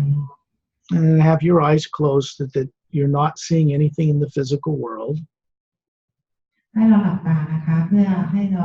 ตัดจากการเห็นจากภาพในโลกของเรา You will hear the sound on different levels, and you will feel an experience. It has a very uplifting quality. เราจะได้ยินเสียงอะไรเสียงนะคะเป็นเสียงสร้างสรรค์ที่จะช่วยยกระดับพลังงานของเรา Begins to turn on dormant brain cells and turn on higher functions. เพื่อเป็นการเปิดวงเซลล์ของเราแล้วก็ฟังก์ชันต่างๆในร่างกายของเรานะคะ I'll begin those tones now. ตอนนี้ก็จะเริ่มปล่อยเสียงมาแล้วนะคะ You.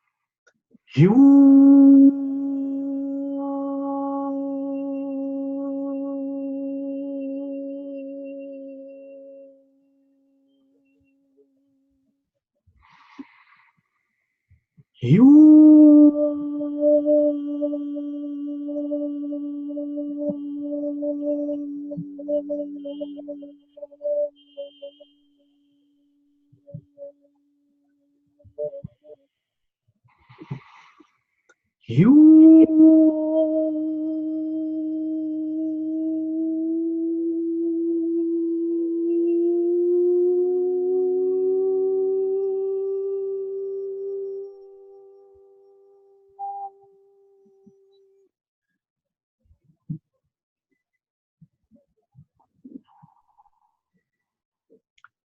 Bodies are in the trance state called sleep. You do it every night. ตอนนี้เหมือนกับเราเข้าสู่ภวังค์เหมือนกับเวลาที่เราจะนอนหลับนะคะ Except that you're conscious. You're not going to sleep with the body. You're staying alert. แต่มันต่างกันที่ว่าตอนนี้เรามีสติเราก็จะรู้สึกตัวได้ตลอดเวลา It's so easy if you really imagine your bare feet walking on soft, brown, cool grass. Kind of a moss kind of a grass. มันจะง่ายมากเลยถ้าเกิดว่าให้เราจินตนาการถึงว่าเรากำลังเดินบนเท้าเปล่านะคะอยู่บนหญ้าเป็นหญ้ามอสสีน้ำตาลเย็นๆนุ่มๆเท้า You can feel the sand under your feet when you walk along the beach in your imagination. จินตนาการถึงว่าเรากำลังเดินบนทรายอยู่บนชายหาดก็สัมผัสได้ถึงสายของการเดิน Imagine standing on a little platform of stone by a waterfall cascading thousands of feet to a valley floor right beside you. ให้จินตนาการว่าตอนนี้เรายืนอยู่บนคล้ายๆเราอยู่บนเนื้อหินที่อยู่ข้างๆที่อยู่ที่น้ำตกนะคะ You do that by knowing what a waterfall looks like. You all know that. Now you see it beside you, something you've never seen before, dropping thousands of feet. ตอนนี้เราจริงที่เราเห็นนะคะก็คือเห็นเป็นน้ำตกซึ่งทุกคนต้องคือสามารถจะจินตนาการได้ใช่ไหมคะว่าน้ำตกเป็นยังไงตอนนี้ที่จินตนาการของว่าเราลอยอยู่ในน้ำตกก็มองมาแล้วก็จะเห็นบรรยากาศของน้ำตก You want to keep the mic away from your mouth, Pari. It's getting kind of muddled. Okay. When you look up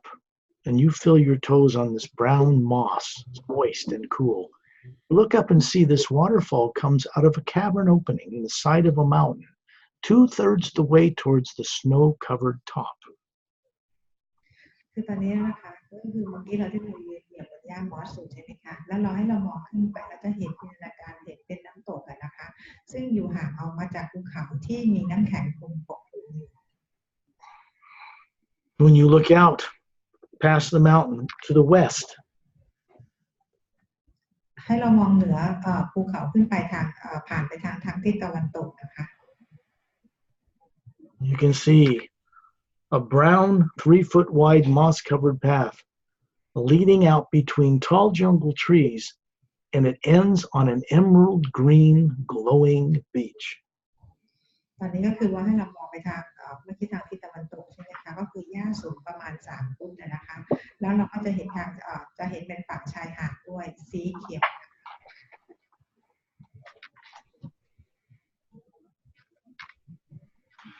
Now I'm going to take you on a journey. We've been on one before. We always go a little different way each time. ตอนนี้เราก็คือสกอตจะพาเราไปเจอร์นี่หนึ่งนะคะซึ่งเราจะไปที่เราเคยไปกันมาก่อนหน้ามาแล้วนะคะ You are a spherical shaped energy being hovering above your head, looking down on that body up near the ceiling of that hotel room right now. ตอนนี้ก็คือว่าให้เรามองเห็นเป็นbeing 2 ตัวเราเองที่เป็นกลมๆนะคะตอนนี้คือลอยอยู่เหนือร่างของตัวเองให้หันมามองร่างของตัวเองลอยอยู่เหนือเพดานของโรงแรม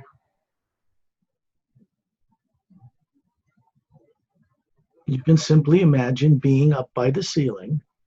looking down and seeing your body in the trance state called sleep, sitting in a chair. ตอนนี้นะคะก็เหมือนกับเราลอยอยู่บนผ้าเพดานแล้วก็มองลงมาอย่างร่างกายของตัวเองที่นั่งอยู่กับอยู่ในภวังค์หลับอยู่ Now you look up and you find yourself hovering in the atmosphere in Thailand, 5,000 feet above the hotel, looking down through the roof and seeing your bodies down there. ตอนนี้ให้เราจินตนาการนะคะว่าแอตมาของเราเนี่ยตอนนี้ลอยสูงขึ้นไปอยู่ในชั้นบรรยากาศประมาณ 5,000 ฟุตเหนือโรงแรมของเราแล้วให้เรามองย้อนลงมาเห็นร่างกายของเราก็ยังนั่งอยู่ที่โรงแรม You can also see the sphere of the Atma you, a duplicate of what you are in the atmosphere, still hovering at the top of the hotel ceiling above your bodies. ตอนนี้นะคะก็คือว่าให้เราสเฟียร์ของเราก็คือแอตมาของเราเนี่ยนะคะก็เห็นเป็นเหมือนกับว่ามีแอตมาอีกอันหนึ่งก็คือลอยอยู่เหนือร่างกายของเราที่โรงแรมของเรา Now be above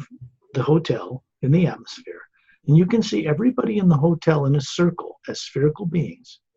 around myself, Pari, and a very good friend named Ambassador Turelian. And he is a spherical being like us, but he is not from Earth. ตอนนี้ให้จินตนาการนะคะว่าตอนนี้ก็คือเราลอยอยู่เหนือโรงแรมใช่ไหมคะแล้วก็จะเห็นเป็นสเฟียร์ก็คือเห็นเป็นแอตมาของแต่ละคนเห็นของสกอตนะคะแล้วก็เห็นพวกเราที่อยู่ในห้องนี้แล้วก็เห็นของ Ambassador Turelian. You're perfectly safe. You feel no fear and no negative emotion whatsoever. เราทุกคนปลอดภัยดีนะคะไม่มีความกลัวไม่มีความกังวลอะไรเลยกับร่างกายนี้ And then you find yourself at the ceiling as a sphere hovering above your body in the hotel, looking down on your body. ตอนนี้ให้ทุกคนนะคะให้เห็นตัวเองเหมือนแอตมาของตัวเองนะคะโดยที่ยังไม่มีร่างกายแล้วก็มองกลับมายังร่างกายของตัวเองที่นั่งอยู่ที่โรงแรม This part of you as an Atma, a duplicate of the one that's in the atmosphere, remains here to guard and keep your body working just fine.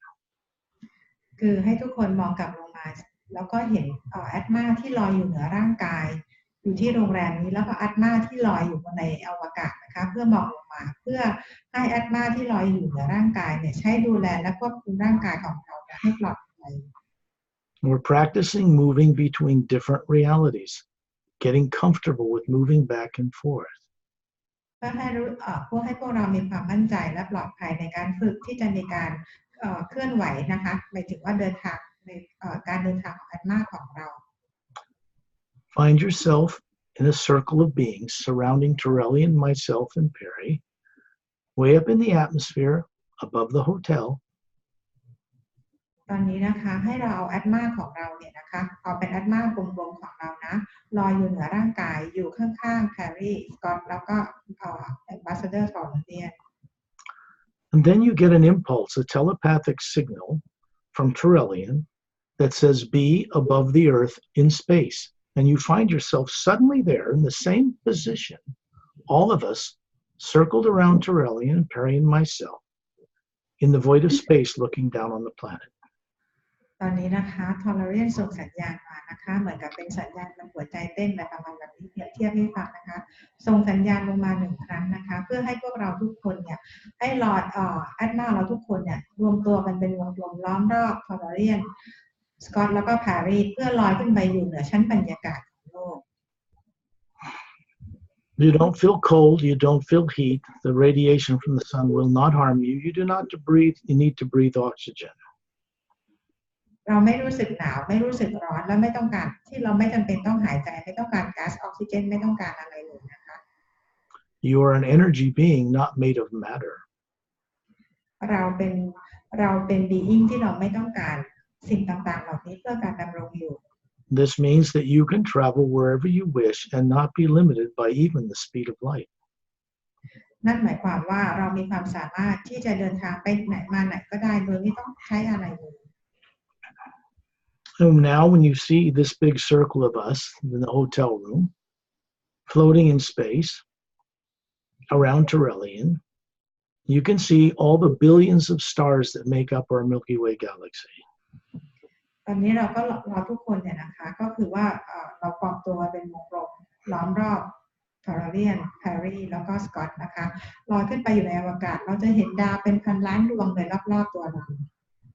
Whenever you've seen a shot of Earth from the Hubble telescope or the shuttle or from satellites, when you look at that, it looks like the whole space between stars and planets is black.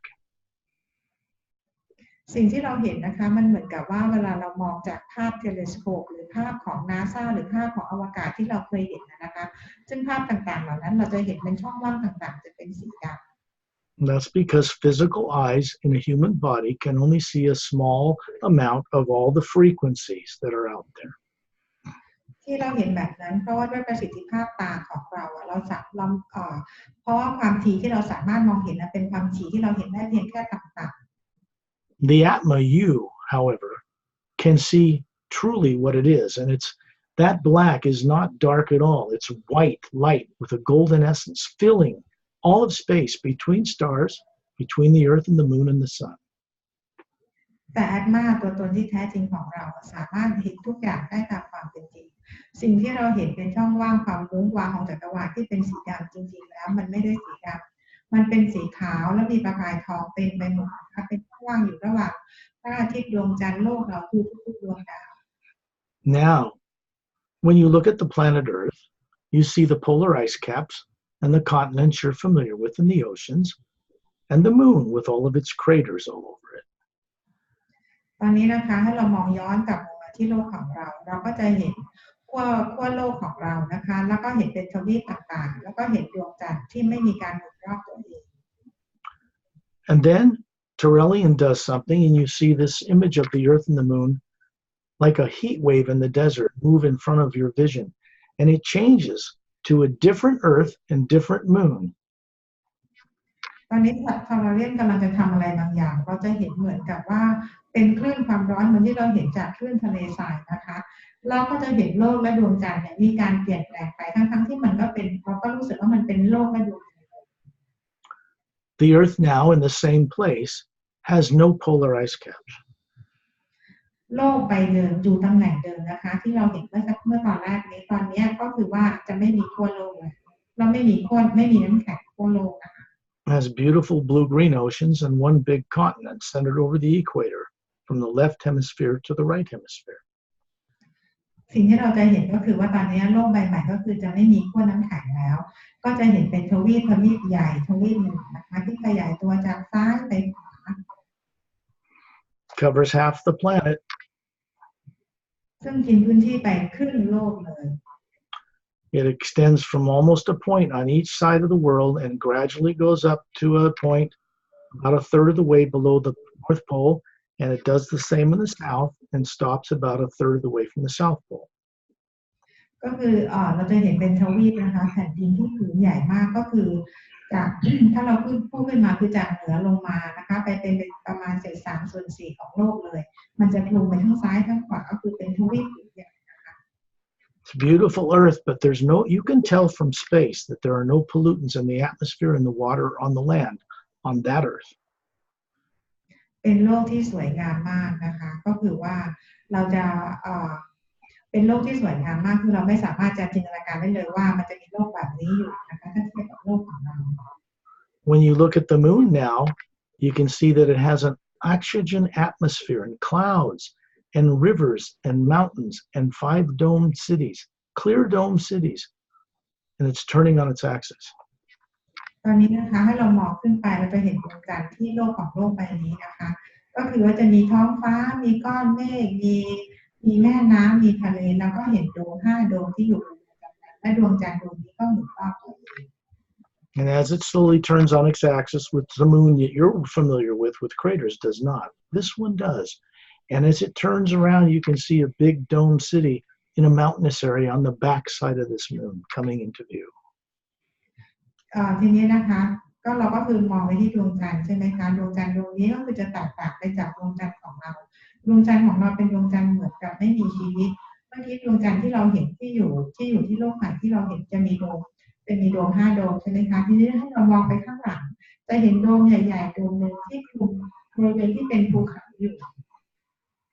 These are clear domes covering 3 golden-sided quartz-capped pyramids in each dome in the center of each city. คือในโดมแต่ละอันเนี่ยนะคะก็คือว่าจะคลุมพีระมิดที่มีควอร์ตเป็นยอดแหลมอยู่ในแต่ละอัน When you look at the Earth now and see that big continent spread across the equator, เมื่อมองกลับไปที่โลกใบนี้นะคะมองไปอย่างฝั่งตรงข้ามของเส้นอีควอเตอร์ you can see down near about a third of the way above the South Pole where this landmass curves, there is a crescent-shaped or half-moon-shaped emerald sandy beach that you can see from space as a green light glowing on it. ทีนี้ให้เรามองย้อนกลับไปยังโลกวันนี้คือเรามามองดวงจันทร์ใช่ไหมคะให้เรามองย้อนกลับมาโลกนะคะส่วนหนึ่งนั้นบริเวณส่วนหนึ่งนะคะเราก็จะเห็นเป็น คล้ายๆเป็นรูปพระจันทร์ครึ่งเสี้ยวนะคะก็จะเห็นเป็นทะเลทรายสีเขียวเขียวมรกตที่หาดทรายสีเขียวมรกต All of you in the hotel are spherical beings hovering around Torellian, myself, and Pari. You're going to see a master teacher from another world named Ramu carrying a crystal quartz staff. And on the top of it, it has a cross with a long oval hole. It's called the Yog. It stands for eternal life. And he's carrying it. You can see his body hovering in front of the Atma. He is. ตอนนี้เราทุกคนนะคะที่มีแต่แอดมานะคะล้อมรอบทอร์เรียนสกอตและแพรรี่นะคะเรากำลังจะไปพบมาสเตอร์อีกคนหนึ่งนะคะที่อยู่ในโลกใบนี้ก็คือมาสเตอร์รามูนะคะมาสเตอร์รามูเนี่ยจะมีไม่ใช่อาวุธนะคะมีสิ่งที่ถืออยู่ในมือเป็นประจำคล้ายๆดาบนะคะก็คือว่าเป็นอะไรที่ยาวๆลงมาแล้วก็ด้านบนของยอดดาบจะเป็นรูปเป็นคล้ายๆเป็นไข่นะคะแล้วก็มีรูตรงกลางนะคะ Now, it looks like a real physical body, but it's a projection of what his body is like on Earth when he visits or elsewhere. And it's just hovering in space in front of the orb, the sphere that he is. ทีนี้เราจะเห็นมาสเตอร์รามูเนี่ยเราเห็นลักษณะเป็นเหมือนกับมีร่างทางกายภาพแต่จริงๆแล้วนั่นก็ไม่ใช่เป็นร่างกายที่แท้จริงเพราะทุกคนก็คือจะมีแอดมารันทุกคนกันอยู่แล้วใช่ไหมคะแต่ว่าร่างกายของมาสเตอร์รามูที่เราเห็นก็คือเป็นการปรากฏตัวให้รู้เวลามาสเตอร์รามูมาให้คนบนโลกรู้จักหรือให้ใครรู้จักก็คือจะทำปรากฏว่าลักษณะรูปร่างหน้าตาเป็นแบบนี้ He is one of many beings you can meet when you're out of your body at night who can help you recover who you are. มาสเตอร์รามูก็เป็นหนึ่งในมาสเตอร์นะคะที่เวลาที่เรานอนหลับไปเนี่ยนะคะเราก็คือสามารถจะไปหามาสเตอร์รามูเพื่อช่วยเหลือให้เราจำได้ว่าเราเป็นใครมาจากไหน Of course, I'm hovering and you can see a body that looks like mine, about 36 years old, radiant light around it. It's standing near Ramu, just near Torellian. And then there's the sphere that I am hovering behind it. This is a projection, so you know who I am. คือสกอตเองนะคะที่เราเห็นเป็นแอดมานะคะสกอตเองก็จะมาปรากฏตัวให้เราเห็นก็ลักษณะนะคะก็เหมือนกับอายุเนี่ยประมาณ36ปีแล้วก็มีแสงก็คือแบบคล้ายๆมีออร่าเนี่ยเป็นประกายออกมานะคะ Ramu, or my name if you just use Lemuria, can connect with me, and I can assist you as well with many other beings who are very capable,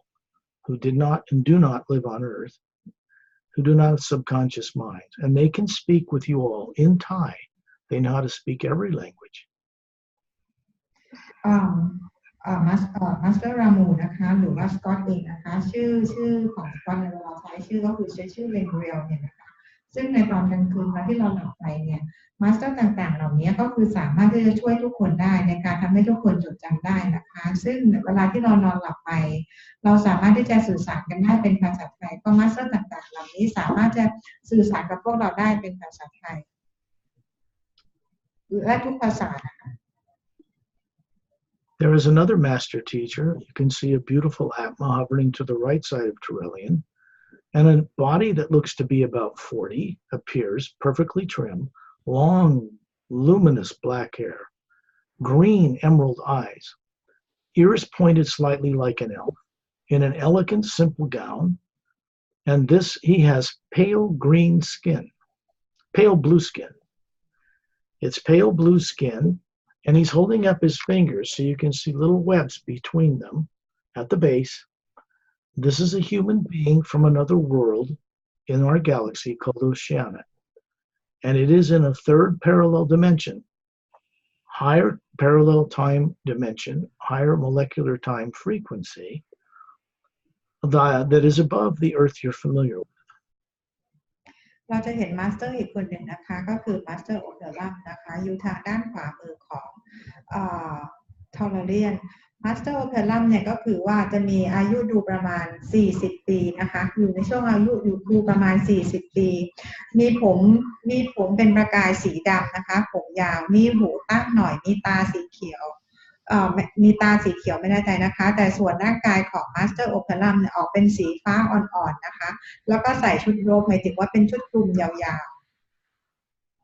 These are one of the most advanced humanoid races in our galaxy,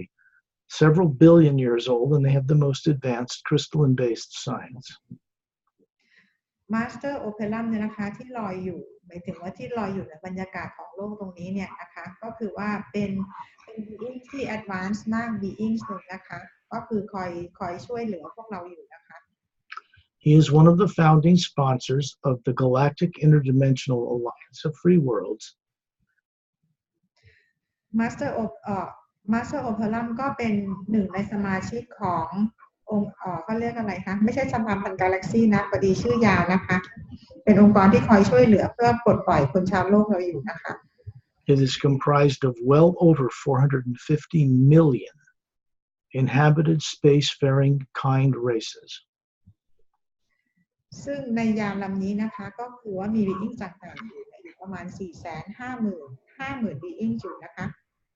เห็นนะคะ450 watts ครับ It's nice to know the name Opellum or Ramu or Lemuria or Torellian because these are beings that can assist you. They will introduce you to Galactic Alliance personnel, Shantiel, Tonaltiel, Dantiam, and Lamtiam, our husband and wife teams that work on craft stationed in and around our solar system. Master Lamu นะคะ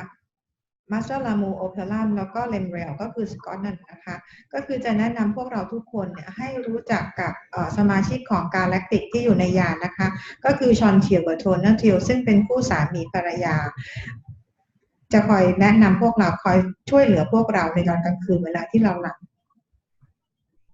They can assist you when you ask. When you're out of your body, you'll find that meeting them and others that seem very familiar to you, you will never be afraid. You will always be uplifted. พวกเขาจะคอยช่วยเหลือพวกเรานะคะเมื่อไหร่ที่พวกเราร้องขอพวกเขาคือจะช่วยเหลือเลยเราจะรู้สึกว่าคุ้นเคยรู้จักพวกเขาดี When you look down on the earth now, which Torellian is asking you to do, you can hear his voice, deep, mellow male voice in your head. ทีนี้พอให้เรามองลงไปยังโลกข้างล่างเนี่ยนะคะเราก็จะได้ยินเสียงนะคะหลายๆเสียงมาจากข้างล่าง I should say in the white core of your being. คือจริงๆแล้วก็คือจะตัวตนแสงสีขาวที่อยู่ในอัตมาของเรานั่นเอง I ask you to look down on that beach at the bottom of that continent centered over the equator, third of the way above the South Pole, that's glowing with green light. ให้เรามองลงไปยังชายหาดสีเขียวมรกตข้างล่างนั้นนะคะที่อยู่ถัดลงไปที่อยู่ที่ทวีปของเราแล้วถัดลงไปข้างล่างนะคะมันก็คือจะมีทะเลแล้วจะเห็นเป็นพื้นทรายสีเขียวมรกต This planet you're looking at that's in the same place as Earth, but in a higher frequency, a higher dimension of the physical universe, is called Lemuria or Mu.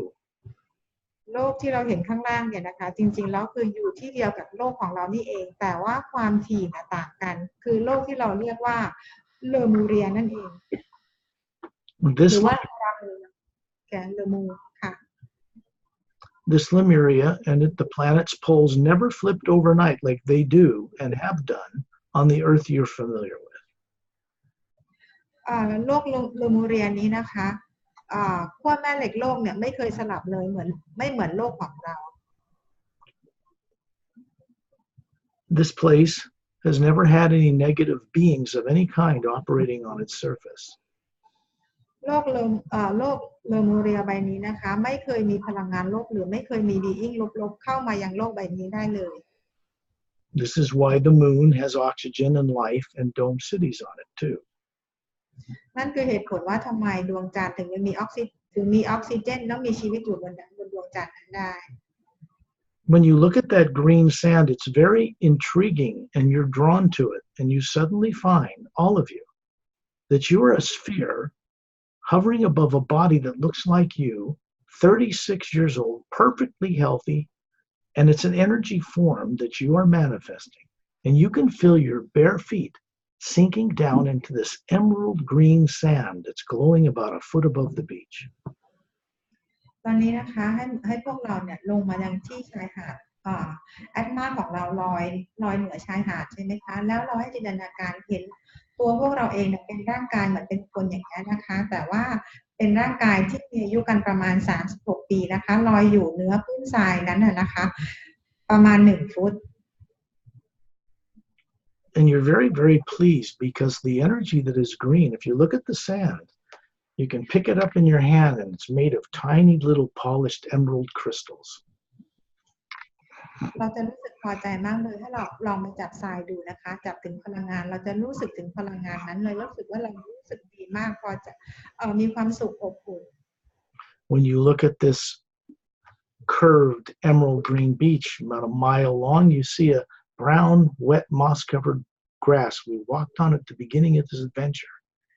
And it leads straight back a mile between tall jungle trees and giant prehistoric-looking ferns. ชายหาดที่เราเห็นเป็นรูปโค้งๆเนี่ยนะคะห่างออกไปประมาณ1 ไมล์เราจะเห็นเหมือนเป็นหญ้ามอสสีน้ำตาลนะคะแล้วถัดออกไปอีกประมาณ1 ไมล์ก็จะเห็นเป็นต้นไม้อยู่ขึ้นอยู่ตามชายหาดนะคะซึ่งเป็นต้นไม้ที่สวยงามนะคะ You are a spherical being, round, like a planet or a moon or a sun,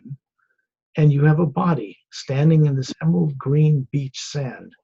and you are looking down this path into the distance. ตอนนี้นะคะก็คือว่าด้วยตัวตนที่ของเราเนี่ยที่เป็นกลมๆเหมือนพระจันทร์หรือเหมือนพระอาทิตย์เนี่ยนะคะนั่นคือตัวตนที่แท้จริงของเราตอนนี้เรากำลังยืนอยู่บนพื้นทรายสีเขียวนั้นแล้วก็มองออกไปอย่างหญ้ามอสสีน้ำตาล You can see inland several miles and a single snow-covered mountain peak in the background. แล้วก็มองไปไกลๆนะคะด้านหลังเราก็จะเห็นเป็นภูเขาประมาณ 2-3 ไมล์นะคะเห็นภูเขาที่ไม่มีน้ำแข็งปกคลุมอยู่ There's a brown moss-covered path 3 feet wide. Here's the curve of the beach. It's right in the middle, and it goes back straight as an arrow through the jungle. เราก็จะเห็นเป็นเส้นทางนะคะเป็นหญ้ามอสคลุมเป็นพื้นที่แล้วก็มองมันก็จะเป็นเส้นทางที่เป็นสีน้ำตาลเดินไปจนถึงพวกต้นไม้นะคะที่อยู่ถัดออกไปประมาณ1 ไมล์ You can see this emerald green energy running up your legs, up through the top of your head, and you lift your head up smiling, and you see the sphere that you really are, hovering above it. And this green energy goes into the white core and out to the green layer. ตอนนี้นะคะให้เราสัมผัสว่าพื้นเท้าที่เราเหยียบ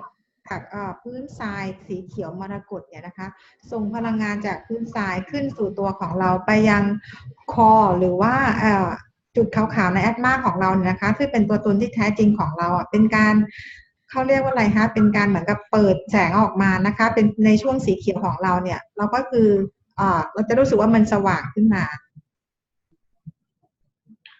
And then you see it go into the white core of the sphere that is you also, hovering above your body, up by the ceiling in the hotel room. And it comes down through the white core, this green energy, and into the top of your brain, lighting up brain cells and raising your IQ, and moving through your body out into the hotel and out into the world. ขณะเดียวกันนะคะเราก็จะสัมผัสได้จาก white core energy ของเราที่อยู่ที่ดาวบนนั้นนะคะเราส่งพลังงานสีเขียวที่เรารับรู้ได้จากพื้นทรายสีเขียวมรกตนั้นมายังแอตมาของเราที่ลอยอยู่เหนือร่างกายของเราบนโรงแรมในโรงแรมนี้นะคะส่งพลังงานลงมาเพื่อให้ไปทำให้แอตมาของเราที่อยู่เหนือร่างกายของเราเนี่ยมีการเหมือนกับส่งแสงประกายสีเขียวออกมานะคะแล้วพลังงานนั้นก็ส่งมายังลงมายังหัวของเรานะคะไปยังสมองของเราแล้วก็ส่งออกมาไปถึงปลายเท้าของเราแล้วก็แผ่พลังงานนี้ออกไปทั่วโลกแล้วก็ส่งพลังงานออกไปทั่วทั้งจักรวาลทำให้เรามีIQ ของเราสูงขึ้นด้วยนะคะ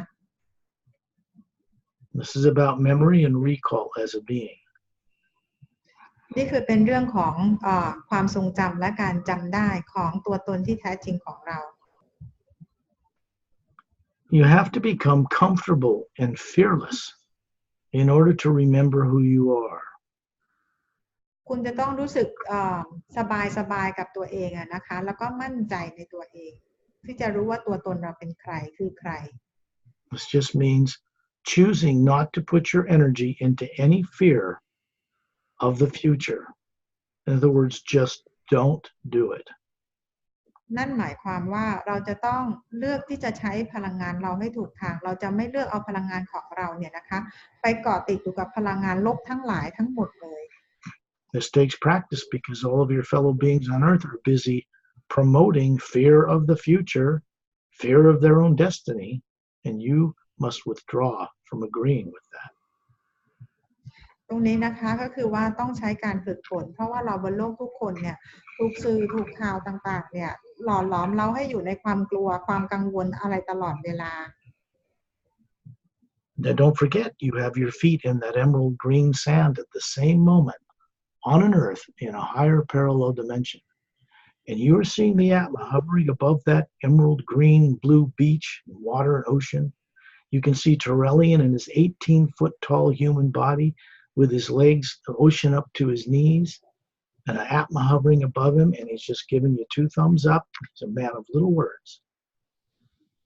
อย่าลืมนะคะว่าขณะเดียวกันตอนนี้พวกเรายังยืนเหยียดอยู่บนพื้นทรายอยู่ที่เลมูเรียโลกอีกโลกหนึ่งที่อยู่ที่ความถี่อีกความถี่หนึ่งนะคะที่อยู่สูงขึ้นไปขณะเดียวกันเราก็เห็นทอร์เรียน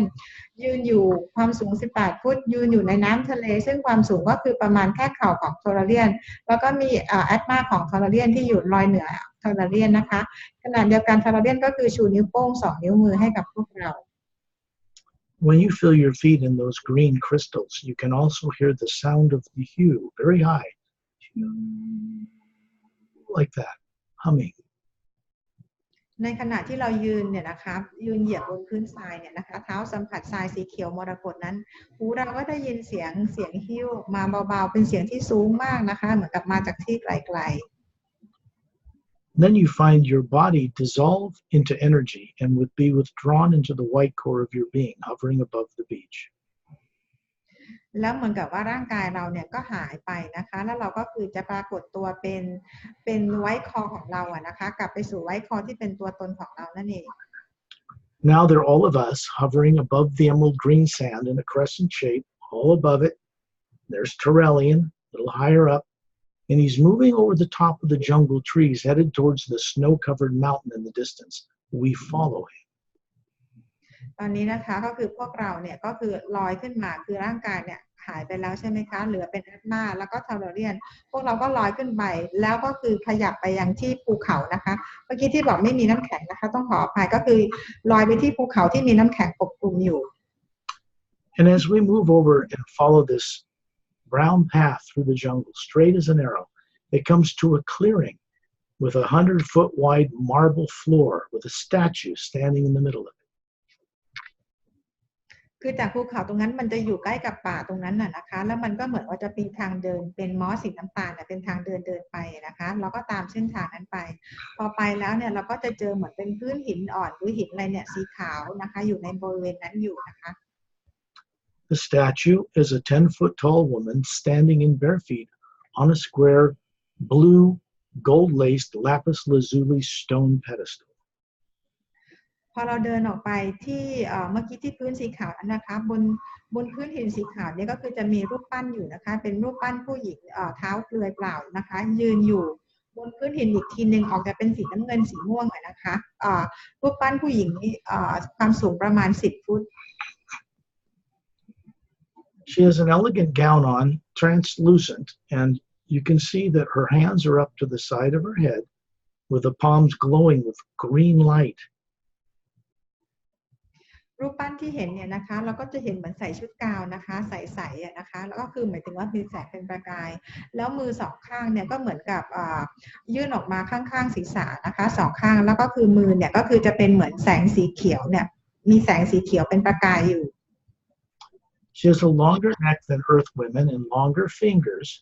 She is 10 feet tall, little longer legs, but very elegant, very beautiful.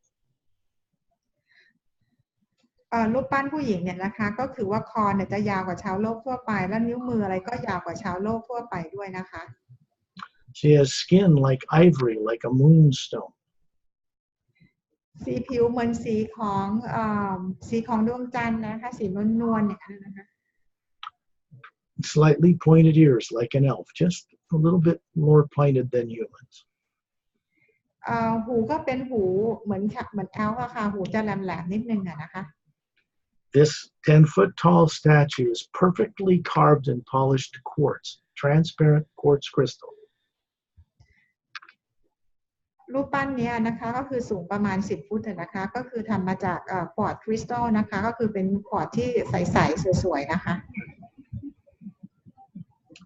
You can see through the clear surface of the crystal a woman standing behind the surface of the crystal that this statue represents, and she has long silver hair. It's like silver metal. หลังรูปปั้นเนี่ยนะคะเราก็จะเห็นบีอิงหนึ่งที่ยืนหลังรูปปั้นนะคะซึ่งก็เหมือนกับรูปปั้นนี้เลยแต่ว่าผมเราจะเห็นเป็นสีเงินนะคะซิลเวอร์นะคะสีเงิน But you can reach out with your fingers of the Atma and feel it, and it's soft. แล้วเราก็คือว่าเหมือนกับใช้แอตมาของเรานะเหมือนกับไปใช้มือจากแอตมาของเราเนี่ยไปสัมผัสผมของเธอก็จะรู้สึกว่านุ่มสวย She's a very elegant woman, and she has violet eyes, violet colored eyes. เธอดูสง่างามมากนะคะก็คือมีตาสีม่วง She has a gold band around her forehead, long silver hair, and there's an emerald stone, like a teardrop, faceted, set in the middle of it, right over here. แล้วก็มีที่คาดผมสีทองนะคะคาดอยู่แล้วก็จะมีคล้ายๆหินเป็นรูปหยดน้ำอยู่ตรงหน้าผากอะค่ะ And then you see her move back into the distance, right through the quartz crystal surface, and she's stepping back in the air into a huge green energy field. แล้วเห็นว่าเธอขยับออกไปนะคะไปยังบริเวณที่มีพลังงานสีเขียวอยู่นะคะ The statue of quartz has two big wings like an angel, but she's not from an angelic order. It's part of the symbology that she can fly out of her body at will. รูปปั้นที่เราเห็นเนี่ยนะคะก็คือว่ามีปีกนะคะแต่ว่าอาจจะทำให้เราคิดว่าเธอมาจากเทพนิยายไหนนะคะแต่ว่าเธอไม่ได้มาจากเทพนิยายที่ไหนนะคะ You start looking at this faceted green stone on her forehead, and you're hovering around her, and you get drawn through it, and you find yourself hovering in a huge arena size of a soccer stadium, full of green light, and this woman is hovering, a real person, in the atmosphere, standing in her bare feet, up in the air. ตอนนี้นะคะให้เราไปมองอยู่ที่หยดน้ำสีเขียวที่หน้าผากของรูปปั้นนะคะพอเรามองเข้าไปแล้วมันเราจะลอยกันเป็นวงกลมนะคะพอเรามองเข้าไปเหมือนกับเราก็ลอยเข้าไปในรูปหยดน้ำสีเขียวนั้นก็คือเราจะเข้าไปในสู่ของพลังงานที่เป็นสีเขียวข้างในนะคะแล้วก็จะมีผู้หญิงที่มีลักษณะเหมือนรูปปั้นที่เขาลอยไปประตัวอยู่ในพลังงานสีเขียวนั้นก่อนซึ่งมีไซส์ขนาดประมาณสนามฟุตบอลนะคะเขาลอยอยู่ในอากาศรอแล้วพวกเราอยู่ And then you find yourself with a physical body, standing, a luminous body about 36. You, the Atma, the spherical you, is hovering behind it, and you're standing in this green atmosphere in a circle around her. แล้วเราทุกคนเนี่ยนะคะก็คือเข้าไปในชั้นบรรยากาศสีเขียวกันแล้วมันเหมือนกับว่าเราก็จะปรากฏร่างกายของแต่ละคนออกมาอีกนะคะก็คือมีร่างกายอยู่ในช่วงอายุประมาณ36 ปีล้อมรอบกับผู้หญิงเมื่อสักครู่นี้นะคะ And she is telling you, you can hear this in the white core of your being, you can hear it in the head of the body that you have manifested there. That's an energy form. It's not actually a physical body. ทีนี้เธอพูดอะไรกับพวกเรานะคะซึ่งพวกเราก็จะได้ยินด้วยไว้คอของแต่ละคนก็คือสามารถจะได้ยินคำพูดตรงนี้รู้สึกถึงคำพูดตรงนี้ได้เอง And she's saying to you that this is how I look on my planet. เธอบอกว่านี่คือสิ่งที่นี่คือตัวฉันเวลาฉันอยู่ในดาวของฉันโลกของฉันมีลักษณะหน้าตาแบบไหน There's a man that appears standing beside her and an Atma hovering behind it. He's a little bit taller with silver hair, and he's her mate, husband and wife, you could say. แล้วก็สักพักหนึ่งนะคะก็จะมีบีอิงหนึ่งเนี่ยมาปรากฏตัวอยู่ข้างหลังของเธอนะคะก็คือว่าเป็นคู่ของเธอนั่นเองก็คือเป็นสามีของเธอนั่นเอง These are far more advanced human beings from another world on the other side of our galaxy. เป็น being สิ่ง being หนึ่งนะคะที่วิวัฒน์ไปมากๆแล้วอยู่อีกด้านอีกฝั่งหนึ่งของกาแล็กซี They are from a planet called Zeontranomon 1. มาจากดาวที่ชื่อว่าเซียนทรานามานวันนะคะ They are from the race called Zeontranomus. มาจากเผ่าพันธุ์ที่ชื่อว่าเซียนทรานามุชนะคะ These bodies you're seeing ร่างกายที่เราเห็นกันอยู่นี้ are 3.5 million years old, unaged. อายุประมาณ3 ล้านปีครึ่งนะคะ 3.5 ล้านปี And then you can see in the green atmosphere off to the left a planet appear. It's 4 times bigger than Earth, water covered, no polar ice caps. แล้วเราก็จะหันไปเห็นทางด้านมองทางซ้ายมือของเรานะคะเหมือนกับว่ามีน้ำเนี่ยปรากฏขึ้นมานะคะเหมือนกับเป็นพลังงานสีเขียวกลุ่มพลังงานสีเขียวปรากฏขึ้นมา There are many little oceans around the entire surface and lots of land masses and dome cities on its surface. ตอนนี้เขากำลังทำให้เราเห็นดาวของพวกเขาอยู่นะคะคือเป็นมหาสมุทรเนี่ยเป็นสีเขียวทางฝั่งซ้ายแล้วก็มีโดมอยู่เยอะแยะมากมาย So you're seeing a world on the other side of our galaxy floating in this green void of energy so they can show you what it looks like. สองสามีภรรยานี้นะคะกำลังแสดงให้เราเห็นดวงดาวของพวกเขาอะนะคะก็คือว่าในกลุ่มพลังงานสีเขียวที่เราเห็นเนี่ยเราก็จะเห็นเป็นดวงดาวเห็นเป็นน้ำทะเลนะคะแล้วก็เป็นโดมนั่นคือดาวที่เขาอยู่อาศัยอีกฝั่งหนึ่งของกาแล็กซี You can see 3 moons circling at the size of Earth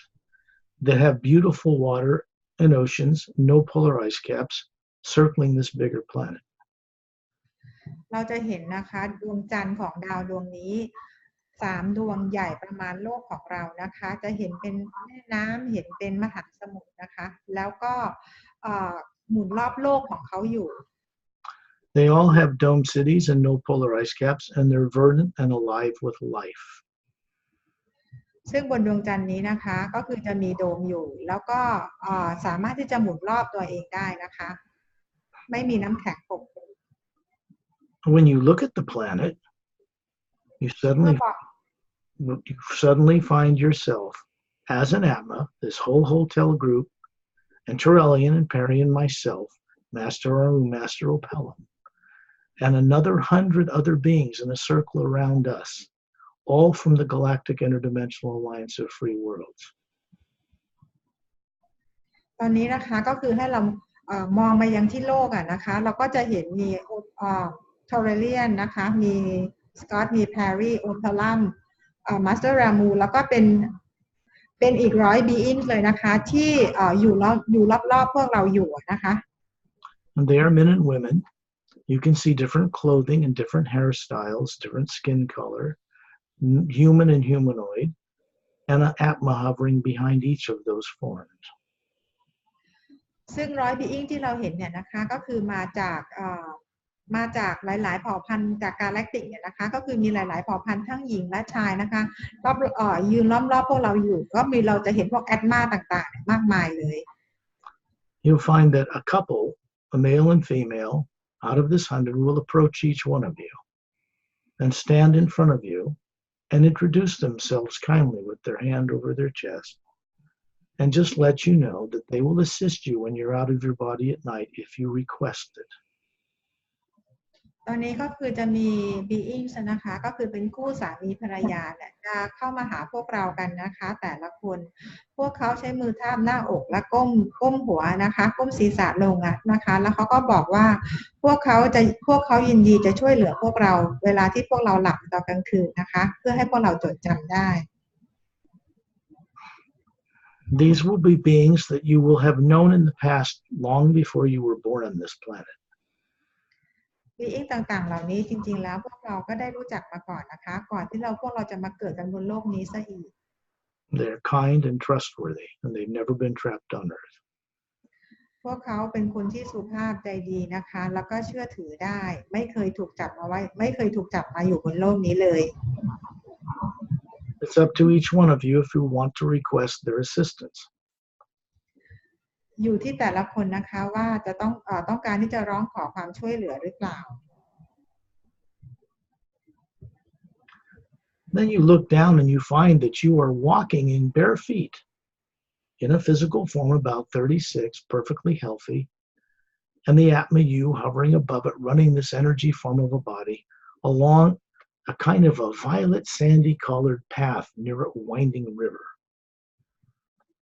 วันนี้นะคะก็คือว่าเหมือนกับว่าพวกเราเนี่ยก็คือกลับมามีร่างกายทางกายภาพอีกครั้งหนึ่งนะคะก็คือก็คือเท้าเปล่านั่นเองนะคะเราจะเห็นเป็นพื้นทรายสีม่วงอีกที่หนึ่งนะคะ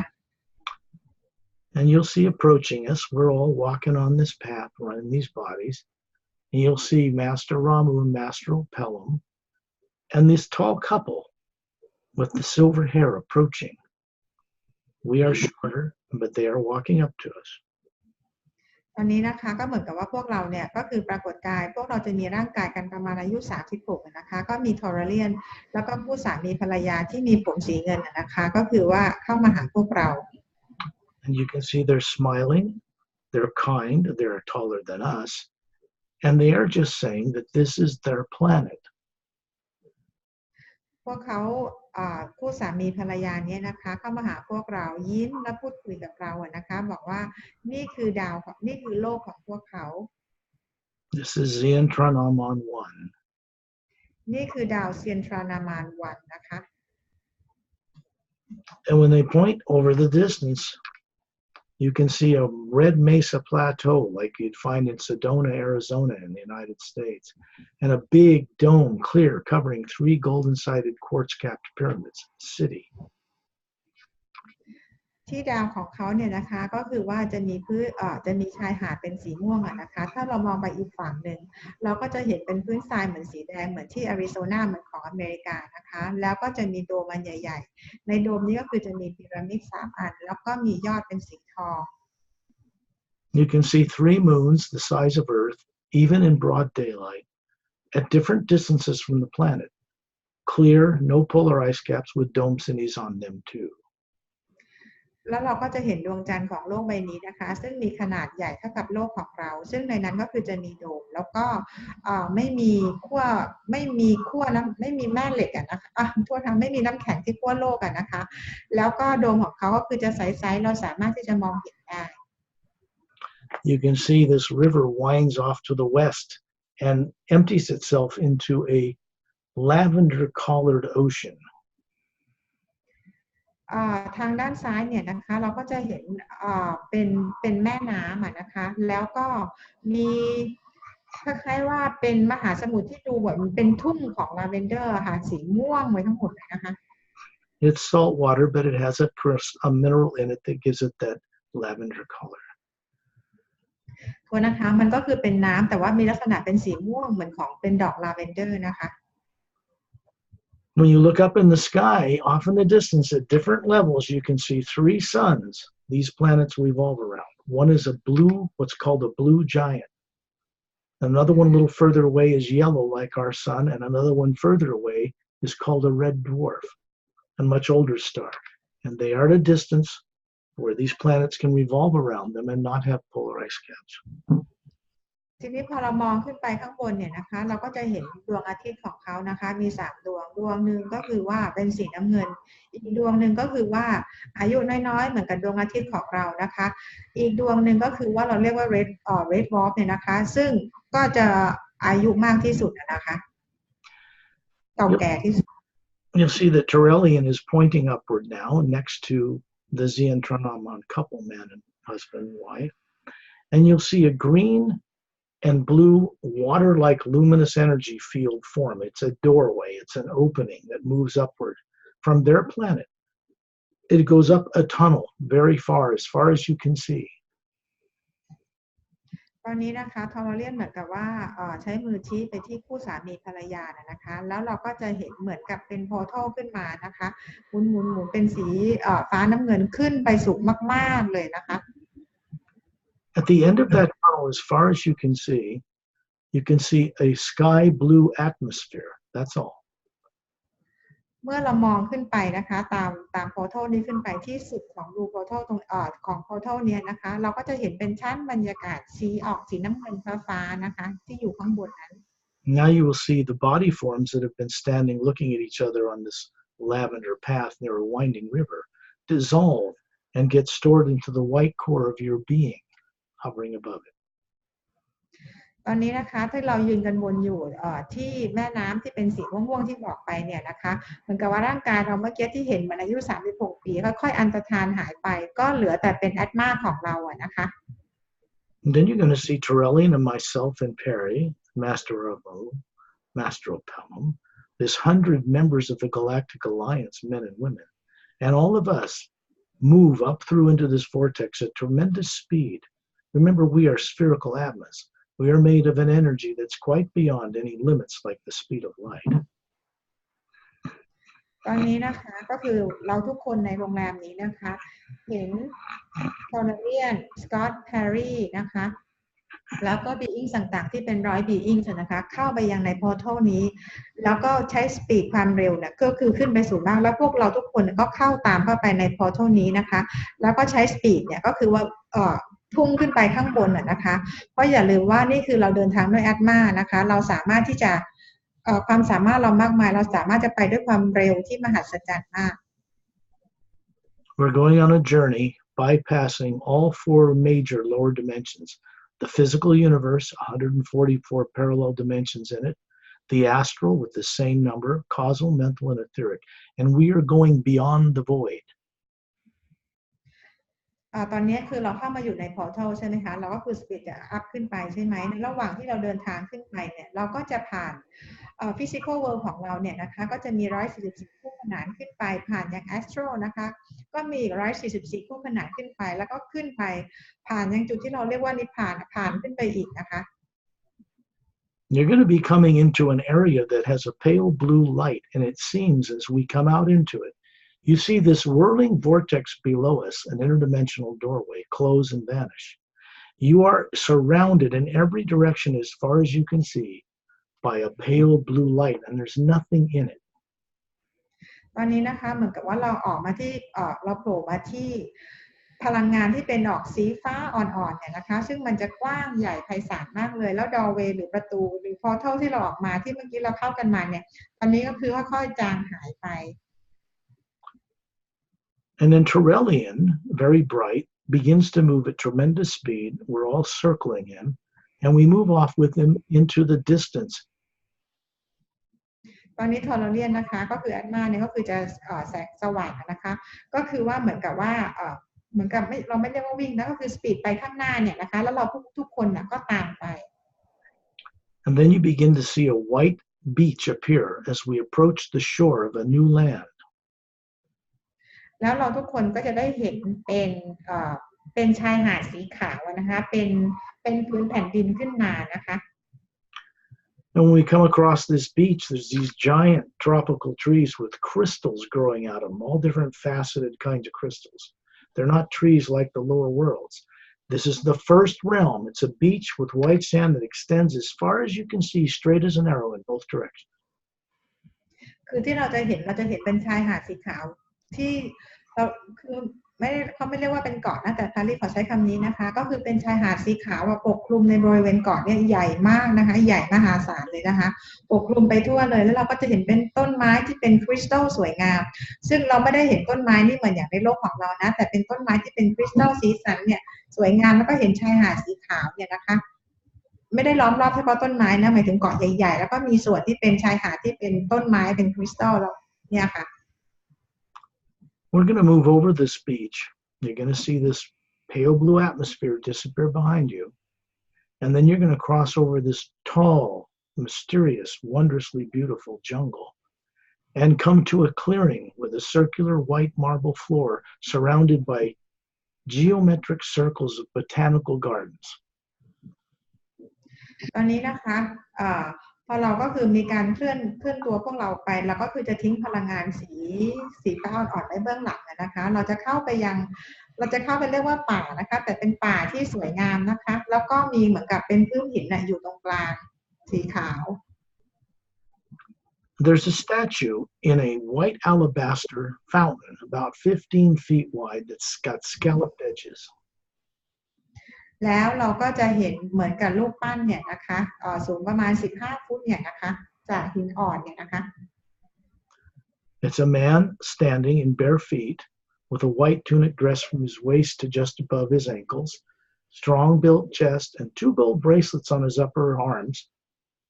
bronzed of skin, bald head, about 36. อันนี้แล้วเราก็จะเห็นสุดหล่อนี่ไปเองนะคะเราก็จะเห็นเป็นรูปปั้นของซับนามนะคะซึ่งก็คือหุ่นแบบบึนแบบของผู้ชายนะคะแล้วก็จะมีเราเรียกว่ากำไลที่ใส่ไว้2 แขนทั้ง2 ด้านนะคะยืนเท้าเปล่าอยู่บนแท่นหินนะคะ His hands are down to his side, open, and out of his palms are flowing a white light with a golden essence, filling this bowl below his feet, and it's pouring over the edge of the circumference of this fountain in an even luminous sheet of light. มือของซัดนามเนี่ยนะคะอยู่ข้างๆแล้วก็เหมือนกับว่าเขาเรียกอะไรฮะเหมือนแงนมือหงายมือเนี่ยนะคะแล้วมันก็จะมีพลังงานส่งออกมาซึ่งเราดูเหมือนน้ำเนี่ยนะคะส่งไปยังเหมือนกับ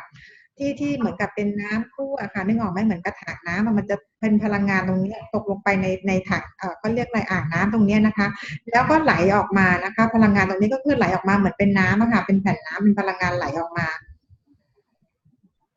Standing near the edge of the white marble floor is the man that's represented in the statue, a real being standing there in bare feet. His name is Softness. แล้วที่ข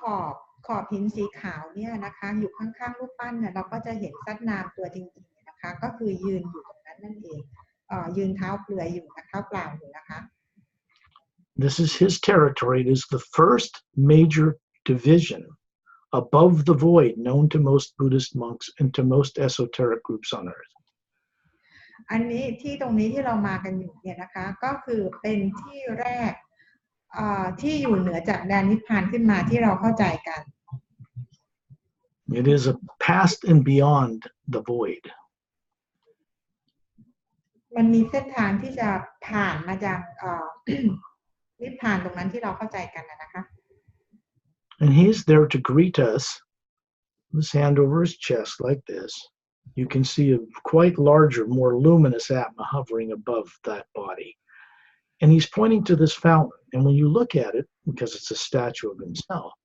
the statue disappears and it becomes a cylindrical shaft of white light with a golden essence pouring from a higher reality into this bowl, dropping over in an even sheet and disappearing in the ground. ซัดนามเนี่ยเขามายืนรอรับต้อนรับพวกเราเองเลยนะคะแล้วก็หลังจากนั้นที่เราเห็นเป็นซัดนามแล้วปรากฏว่ารูปปั้นของซัดนามที่เราเห็นน่ะก็กลายเป็นลำแสงสีขาวนะคะเป็นพลังงานที่ส่งเข้าไปเหมือนกันในอ่างน้ำตรงนี้นะคะแล้วน้ำมันก็เหมือนกับพอมันล้นมันก็เต็มออกมาแล้วมันก็ไหลลงมาสู่พื้นพอมาถึงแตะที่พื้นหินเนี่ยมันก็หายไป Instead of giving us permission, he knew we were coming. He's giving us permission to cross his land and go up that shaft of light to a place that is called the Hue Expansion Ray Academy. ซัดนามนะคะก็คืออนุญาตเนี่ยก็คือมาบอกพวกเราว่าอนุญาตให้พวกเราสามารถจะขึ้นไปเนื้อจากโลกของซัดนามได้ก็คือไปที่ Hue Expansion Ray Academy นั่นเองนะคะ So we move into this light, all of us as spherical beings, and dart up it as a whole group. All of us in the hotel, Master Ramu, Master Opalam, you'll see 100 members of the Galactic Alliance, the Zeentranamon 1 couple, taller, with the silver hair and violet eyes. And you'll see all these spherical beings, you'll know who they are. And we move up this shaft of light at tremendous speed and come out the other end in an instant to find ourselves hovering in a robin's egg blue, beautiful blue atmosphere, like a perfect day on Earth with crystal blue skies. And you look down below you and you see that shaft of light vanish. We are now hovering in the atmosphere of the Hue Expansion Ray Academy. ตอนนี้นะคะก็คือว่าเราทุกคนเนี่ยนะคะทอร์เรียนมาสเตอร์รามูโอเพลัมนะคะพวกเราทุกคนแล้วก็บีอิงต่างๆที่มาจากตัวแทนจากกาแล็กติกแต่เป็นบีอิงเนี่ยเป็นบีอิงเนี่ยนะคะก็คือว่าเราก็คือเขาใช้อะไรนะมันก็ลอยขึ้นไปนะคะเพื่อไปตามเส้นแสงเนี่ยนะคะแล้วก็ไปโผล่ที่ Expansion Ray Academy นะคะซึ่งในพื้นที่ในบริเวณของ Q Expansion Ray Academy เนี่ยก็คือว่าจะเป็นท้องฟ้าเนี่ยเป็นสีฟ้าเหมือนกับวันที่สดใสที่สุดบนท้องฟ้าของบนโลกเราที่เรามีเลยนะคะ In this atmosphere, you can see below you a huge landmass surrounded. It's a circular landmass surrounded by a white luminous beach. เมื่อเราขึ้นไปข้างบนเมื่อเราอยู่ที่ Q Expansion Ray Academy แล้วเนี่ยนะคะเรามองลงมาเนี่ยนะคะเราก็เห็นเหมือนเป็นแผ่นดินผืนกว้างๆเนี่ยนะคะแล้วก็มีทรายสีขาวเนี่ยล้อมรอบค่ะ When you look down in the center of this entire landmass is floating in this blue atmosphere in every direction. There is no sun, no moon, no stars. The air and the land itself is luminous. ถ้าเรามองลงมานะคะที่แผ่นดินที่ผืนแผ่นดินนี้นะคะก็คือเหมือนมันไม่มีดวงอาทิตย์ไม่มีดวงจันทร์นะคะก็คือว่าเป็นแผ่นดินกว้างใหญ่ไพศาลนะคะ You can see 6 mountain peaks below your feet, where your feet would be, far below you, in a hexagon. There's 6 snow-covered mountain peaks surrounding an island way down at their base, surrounded by a blue-green lake. ถ้าเรามองลงมาข้างล่างเนี่ยนะคะขณะนี้เราลอยกันอยู่นะมองลงมาข้างล่างเราจะเห็นเป็นภูเขาที่เป็น6เขานะคะก็คือเป็นเส้นหกเหลี่ยมขึ้นมาเนี่ยนะคะในที่ตีนเขาด้านในเนี่ยนะคะเราก็จะเห็นเป็นน้ำเป็นทะเลสาบสีเขียวน้ำเงินแล้วตรงกลางของทะเลสาบเนี่ยเราก็จะเห็นกับเป็นแผ่นหินนะคะสีขาว This place was created a little over 7.5 years ago, Earth time. It never existed before here. It exists between the 5th, the first realm beyond the void, and the 6th dimension. สถานที่แห่งนี้เนี่ยนะคะหรือที่ฮิวแห่งนี้เนี่ยนะคะถูกสร้างขึ้นมาเมื่อประมาณ7 ปีก่อนหน้านี้ซึ่งไม่เคยมีขึ้นมาก่อนนะคะแล้วก็เป็นที่ที่ถูกสร้างขึ้นมาระหว่างดิเมนชันที่5กับดิเมนชันที่6 You can see to the western side of the 6 mountain peaks, down on the floor of the valley of the mountains, you can see a white marble stone floor, another circular floor, and there's a blue clear glass-like tower that rises up to a flattened sphere administration area and goes up to a point, and you can see right through it. ก็คือมองไปทางฝั่งตะวันตกเนี่ยนะคะเราของภูเขาเนี่ยเราก็จะเห็นเป็นพื้นมาร์เบิลสีขาวเนี่ยนะคะแล้วก็จะเห็นเป็นอาคารเนี่ยสีน้ำเงินขึ้นมานะคะ And you can see at the base that this white marble floor has roadways running away from it in every direction, like the spokes from a bicycle wheel, everywhere. And when they come to the base of the mountain, they go through tunnels and go out the other side and end up on the beach all around the circumference of this landmass. ที่เมื่อกี้ที่เราเห็นนะคะมองไปทางฝั่งตะวันตกของภูเขา6 ลูกตรงนี้เนี่ยนะคะเราจะเห็นเป็นอาคารสูงสีน้ำเงินเป็นกระจกนะคะแล้วก็ที่ฐานของอาคารตรงนี้ก็คือว่าจะเป็นพื้นสีขาวนะคะเป็นเหมือนมาร์เบิลแล้วก็ที่พื้นเนี่ยมันจะเขาเรียกอะไรคะมันจะแยกออกมาเหมือนคิดถึงเหมือนล้อจักรยานนะคะที่มีจุดศูนย์กลางแล้วก็เป็นซี่เนี่ยแยกออกไปนะคะซึ่งทางที่แยกออกไปเนี่ยมันก็จะมีทางที่เป็นเหมือนกับว่าเป็นทางใต้ดินก็คือจะออกไปทางทะเลได้คือในแต่ละทางที่แยกออกมาเป็นซี่ล้อจักรยานเนี่ยมันก็จะไปตามสถานที่ต่างๆนะคะ The white roadway that you would you'll think it goes to the west, goes to the western side of this landmass. And there's a white beach out the end. And there's little roadways off to the left and right, all the way down that roadway that goes into clearings with dome cities and little triangular and pyramid things and structures in each one. all beautifully landscaped, beautiful gardens, and they are teaching facilities. คือเมื่อกี้ทางนะคะแล้วเราให้เลือกเส้นทางที่ไปทางที่ตะวันตกนะคะซึ่งทางนี้สามารถที่จะออกไปยังชายหาดสีขาวได้ทีนี้ก่อนที่จะไปถึงชายหาดสีขาวเนี่ยมันจะมีเส้นทางเนี่ยซ้ายขวาเนี่ยนะคะแยกกันไปตลอดเลยซึ่งระหว่างทางก็คือจะเป็นโดมแล้วก็จะเป็นสวนต่างๆอย่างสวยงามเลยนะคะก็คือเป็นสถานที่ที่ใช้ในการสร้างสรรค์สิ่งใหม่ๆนั่นเอง You're going to see as we're floating there around this tower, looking at these 6 mountain peaks high in the air, you can see Master Aru and Master Opelum and this Zeontranamus from Zeontranamus 1, this couple, descend down towards different teaching facilities and vanish into domes. ทีนี้เราก็จะเห็นนะคะมาสเตอร์ต่างๆเนี่ยนะคะมาสเตอร์รามูโอเพลัมนะคะแล้วก็คู่สามีภรรยาที่มาจากดาวเชียนทรานามานเนี่ยนะคะหรือว่าเป็นชาวเชียนทรานามูชเนี่ยนะคะก็คือกำลังจะไปยังโดมหนึ่งนะคะ And you're going to see myself and Pari and Torellian remain, and you're going to see this 100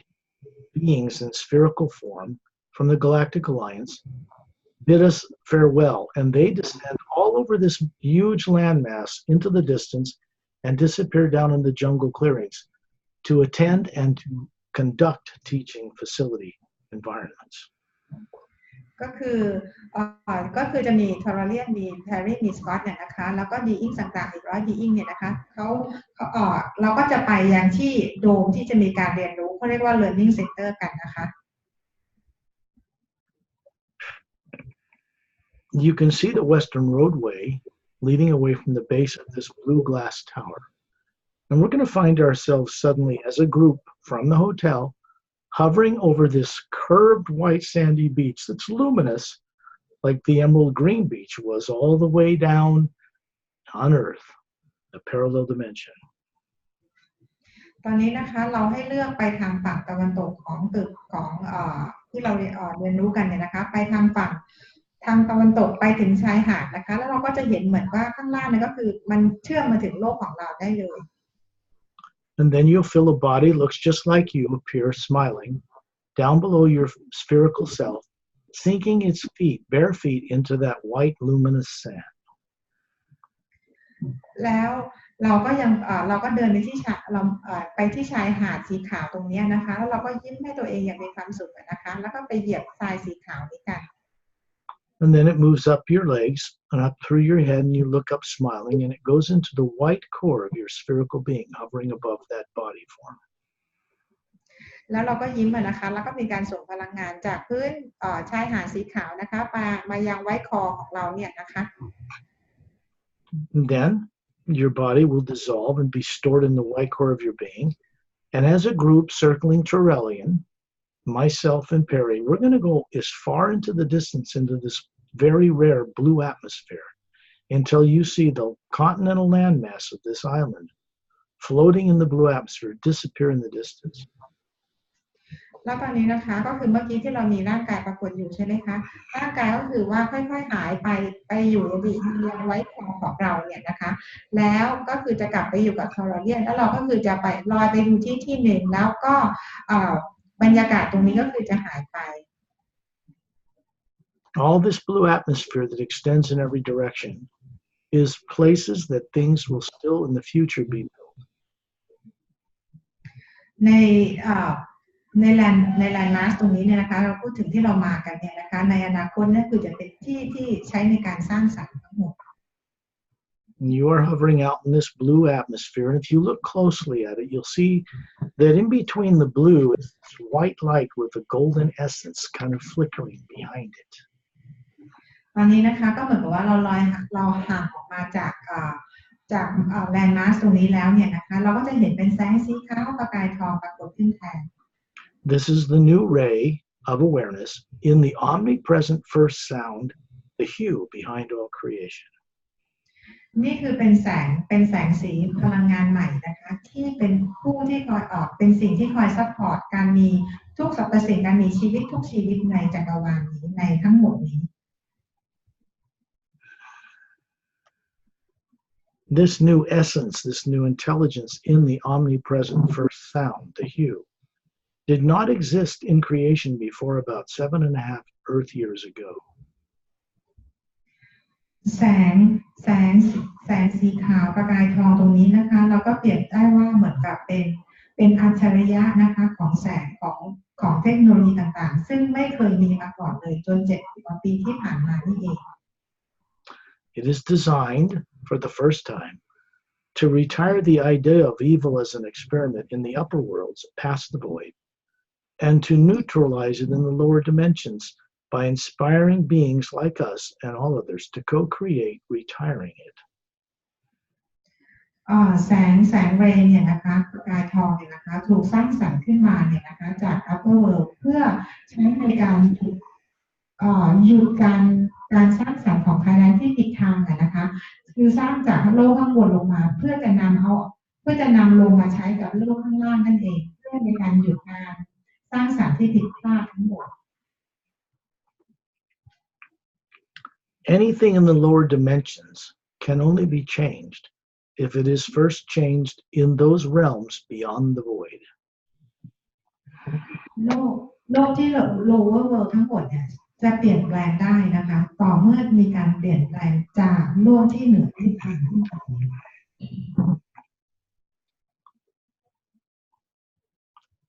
You are part of a journey into co-creating not only your own return to freedom, but solving a problem that exists in the grand multidimensional universe and has been there for 100 billion years. How to make the lower dimensions mirrors of the upper worlds. Your destiny. Go ahead. เราเป็นส่วนร่วมในการสร้างสรรค์ทั้งหมดนะคะแล้วก็เป็นส่วนร่วมในการแก้ไขสิ่งที่เกิดขึ้นทั้งหมดเพราะว่าโลกข้างล่างนั้นคือกระจกสะท้อนมาจากโลกข้างบนแต่ถึงข้างบนมีสร้างสรรค์อะไรก็เอาจะมาใช้กับโลกข้างล่างนั่นเอง Use the microphone a little further away from your mouth, Pari. It's a little muddy. Keep it away. Okay. You are here out in this atmosphere. You also have a body on earth in the trance state called sleep at the same time. You are operating in a plane, and I thought it worthy that you be brought to a place above the void at least once, because it would be doing you a disservice if you did not at least journey to that realm above the void where freedom really begins. You will bring back with you to earth the awareness of this experience, and that will be greatly beneficial to you. ตอนนี้นะคะขอให้เรา ขอให้เรารู้ไว้ว่าตอนนี้เราอยู่กันมีประสบการณ์กันอยู่ที่โลกข้างบนนะคะแต่อย่าลืมว่าเรายังมีร่างกายที่อยู่ข้างโลกข้างล่างของเราอยู่นะคะซึ่ง การไปมีประสบการณ์บนโลกข้างบนตรงนี้นะคะก็คือว่าจะเป็นการที่จะช่วยเราเนี่ยในการสร้างสรรค์ในอนาคตแล้วก็จะช่วยเราเนี่ยในการที่จะตื่นรู้ของเราด้วยนั่นเองนะคะเพื่อจะนำสิ่งที่เรารู้แล้วกลับมายังตัวตนของเราที่อยู่ในโลกของเรานี่แหละค่ะ Now you will experience moving at tremendous speed through this blue atmosphere until you see this huge circular landmass approaching once again. ตอนนี้เราทุกคนก็ได้มีประสบการณ์ในการเดินทางด้วยความเร็วที่สูงมากๆเนี่ยนะคะแล้วก็คือเราสามารถจะเดินทางไปมาแบบนี้ได้ And when you stop over the mountain peaks, 6 mountain peaks, you can see the blue glass administration tower. เมื่อตอนที่เราหยุดที่ภูเขาที่เป็น6 ยอดนะคะแล้วเราได้เห็นตึกที่เป็นกระจกสีน้ำเงินนะคะ And then down on an island, surrounded by a blue-green luminous lake in the valley between all 6 mountain peaks, you can see a 4-foot-wide cobalt blue sphere, like a crystal, hovering above a blue pedestal. ตอนนี้เรากลับไปที่ภูเขาที่เป็น6 ยอดตรงนี้นะคะในตีนภูเขาที่มีเหมือนกับน้ำที่เป็นทะเลสาบสีน้ำเงินสีเขียวล้อมรอบอยู่ตรงกลางก็คือจะมีแผ่นเหมือนกับเป็นแผ่นสีขาวแล้วเหนือขึ้นมาก็จะเป็นสเฟียร์นะคะออกเป็นสีน้ำเงินนะคะลอยอยู่ You can see a shaft of white light with a golden essence coming down into the top of this sphere And it lights this sphere up with a cobalt blue light that creates the energy of the atmosphere and supports this landmass in this special dimension. เราจะเห็นนะคะเหมือนกับเป็นแสงสีขาวเนี่ยนะคะส่งลงมายังเหนือสเฟียร์ตรงนี้นะคะลอยส่งลงมายังสเฟียร์ตรงนี้แล้วก็เหมือนกับปล่อยพลังงานออกไปทั้งหมดซึ่งพลังงานตรงนี้จะเป็นพลังงานที่ช่วยซัพพอร์ตให้ ให้โลกให้พื้นที่ตรงนี้นะคะสามารถดำรงอยู่ได้ And you're going to find that Terrellian, as a guide, and myself, Pari, are going to drop down into that sphere, straight down right through the crystal outside surface, and shoot at tremendous speed, all of you with us, down a shaft of white light with a golden tide of a glittery essence. ตอนนี้นะคะเราก็คือจะเห็นทอร์เรียนแล้วก็สกอตต์แพรรี่นะคะทุกคนเนี่ยก็คือว่าจะเข้าไป ในยังในสเฟียร์ตรงนี้นะคะไปยังสเฟียร์ตรงนี้ซึ่งมีแสงสีขาวทองอยู่ตรงนี้นะคะ You're going to find yourself suddenly hovering around Terrellian in a circle of beings at 5,000 feet in the air above the hotel where this meeting is taking place. ตอนนี้เราทุกคนก็คือว่าตอนนี้ลอยอยู่ข้างๆทอร์เรียนแล้วนะคะแล้วเราทุกคนก็กลับมาลอยอยู่เหนือโรงแรมของเรา Then you're going to be hovering above the hotel by the ceiling in the room where you are, smiling kindly down on your bodies in the trance state called sleep. แล้วตอนนี้เราก็คือว่าทุกคนเนี่ยก็คือลอยกันอยู่เหนือเพดานห้องของโรงแรมที่เรานั่งกันอยู่นะคะแล้วก็ยิ้มให้กับตัวเองนะคะส่งความรอยยิ้มที่มีความสุขและความเมตตานั้นนะให้กับร่างกายของเรา And then, as you look at that body sitting there comfortably in the trance state called sleep, send a review, a recording of this entire experience down through the pineal gland, the center of the brain, lighting up parts of your brain. ให้เรามองมาที่ร่างของเราที่นั่งอยู่ตรงนี้นะคะแล้วให้เราส่งความการบันทึกความทรงจำที่เราได้ไปมีประสบการณ์มาตรงเมื่อสักครู่นี้นะคะเข้ามายังไว้คอของเรานั่นเอง And then let that energy flow, this white light with a golden essence, the new ray and the hue, through your brain, through your body, out through your electromagnetic field and out into the world, and let it flow like a river. แล้วเราปล่อยให้พลังงานเนี่ยนะคะที่เราได้รับมาทั้งหมดนะคะพลังงานสีขาวประกายทองเนี่ยนะคะส่งมายังไว้คอของเรามายังสมองของเรามายังร่างกายของเราแล้วก็ให้ออกไปยังที่ออร่าของเราแล้วก็ให้กระจายไปทั่วโลก You must do this of free will choice. ตรงนี้คือเป็นฟรีวิลของทุกคนนะคะที่จะทำหรือไม่ทำ This pure energy is not made of matter. It comes from the realms far beyond the void. พลังงานตรงนี้เป็นพลังงานบริสุทธิ์นะคะไม่ได้มาจากโลกข้างล่างนี้นะคะก็คือว่ามาจากโลกข้างบนที่สูงไปมากๆสูงกว่าโลกนิพพานที่เรารู้กัน It has one purpose. จุดประสงค์เดียวมีจุดประสงค์เดียว That is to retire anything of a negative nature in the lower dimensions that keeps beings like you and others from knowing who they are and what their purpose is. เพื่อที่จะหยุดพลังงานทั้งหมดหยุดสิ่งต่างๆทั้งหมดที่ไม่ดีนะคะที่ทำให้พวกเราไม่สามารถที่จะรู้จักว่าตัวตนเราเป็นใครมาจากไหนนั่นเอง This process, because you're co-creating with it, will help you to remember all you were made to forget, and at the same time, it will help you co-create a great change for planet Earth. ขั้นตอนทั้งหมดที่เราทำเนี่ยนะคะเป็นเพราะว่าพวกเราเนี่ยร่วมกันช่วยกันสร้างสรรค์นะคะเพื่อที่จะหยุดเรื่องราวความวุ่นวายต่างๆขึ้นในจักรวาลนี้นั่นเอง Look kindly down on that body, and when you're ready, open your eyes. ให้มองมายังร่างกายของเรานะคะมองกลับมาที่ตัวของเราเมื่อพร้อมแล้วก็ให้ลืมตาขึ้นค่ะ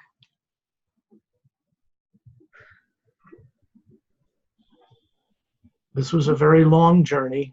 but a very short one. When you review this recording, you will see just how much territory we covered. คือถ้าเกิดว่าเรามาทบทวนประสบการณ์ของเราตรงนี้เนี่ยนะคะเราก็จะรู้ว่าเราจะได้อะไรมากมายจากตรงนี้นะคะต้องเอาไปทบทวนนะ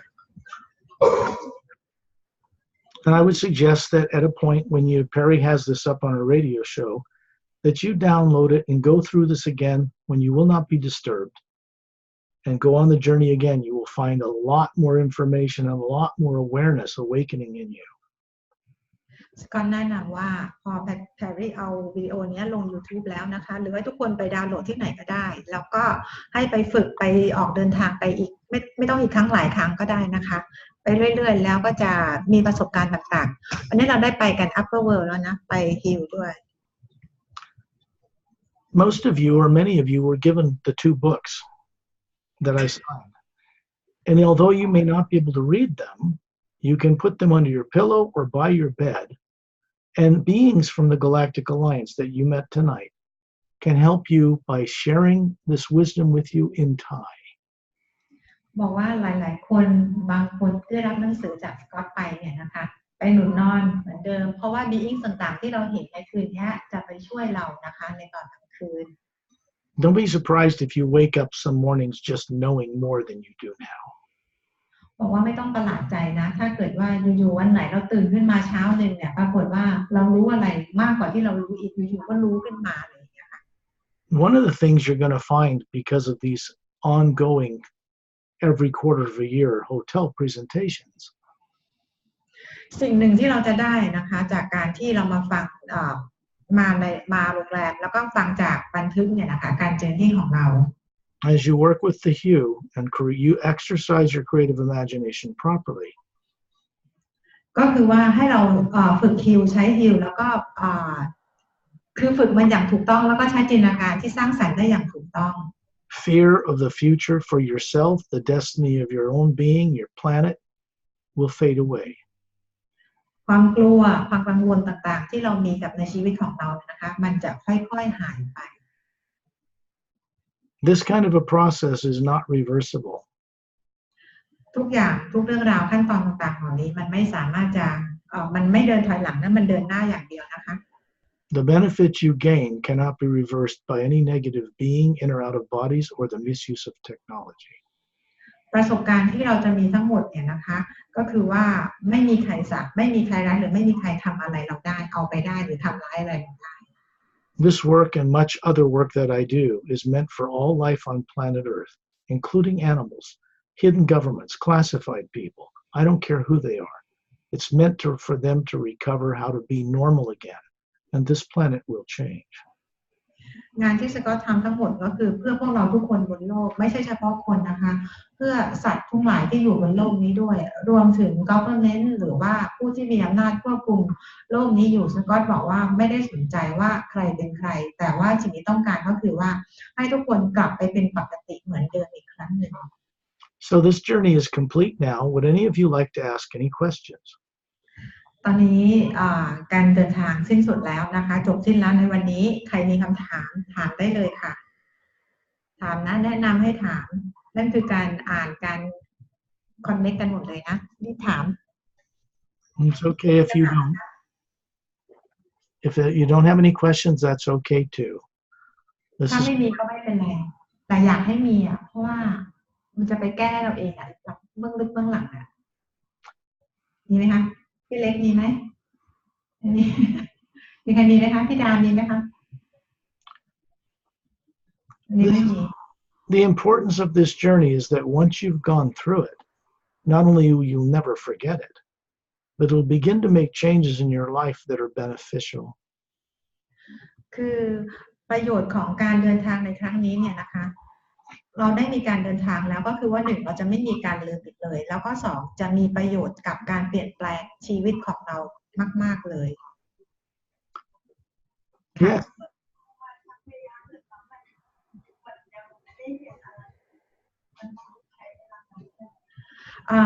She said she had been practicing with him for a while because I talked to her before, like maybe 3 months. But she said Pari, hold on. I can't hear you very well. Can you move the mic kind of about a foot away from your face? Yes, better? Yes, much better.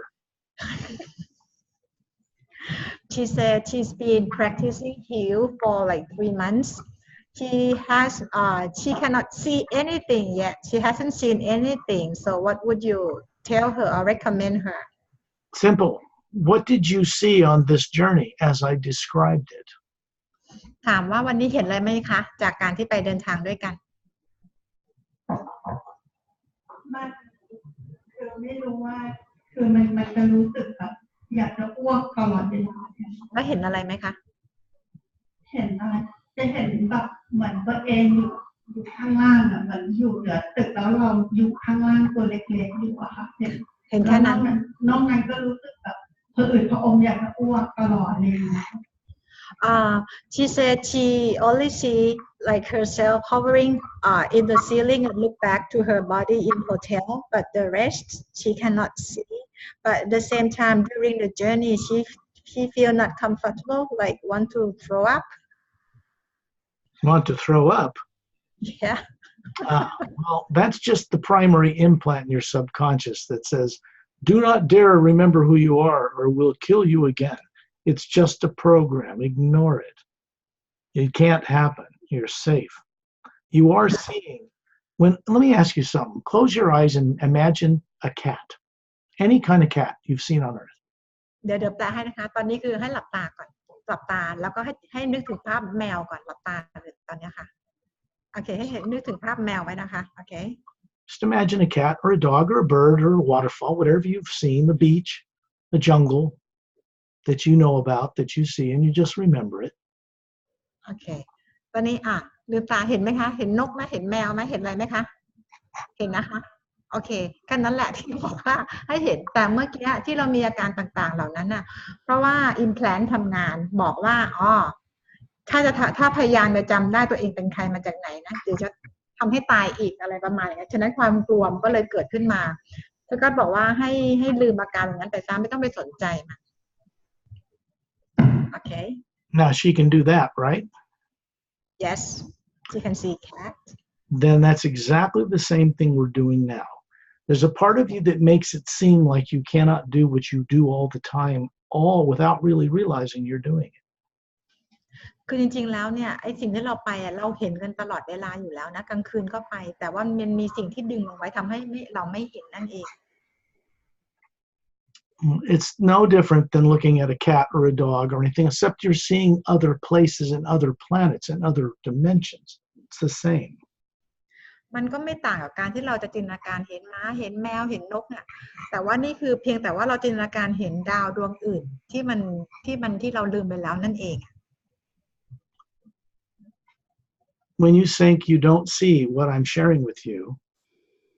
it's only because you've never been brought up on this planet to ever see such things or even imagine such things. So when you first do them this way, the real you, the Atma, the sphere that's running that body, does see and know all this stuff. That's why it's very important that you play back this recording once it's on Pari's YouTube channel. Put on some headphones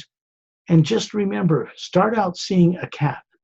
and then begin to see everything else that's being described. Because you can certainly do it. You have the capability. There's nothing wrong with you. You just have to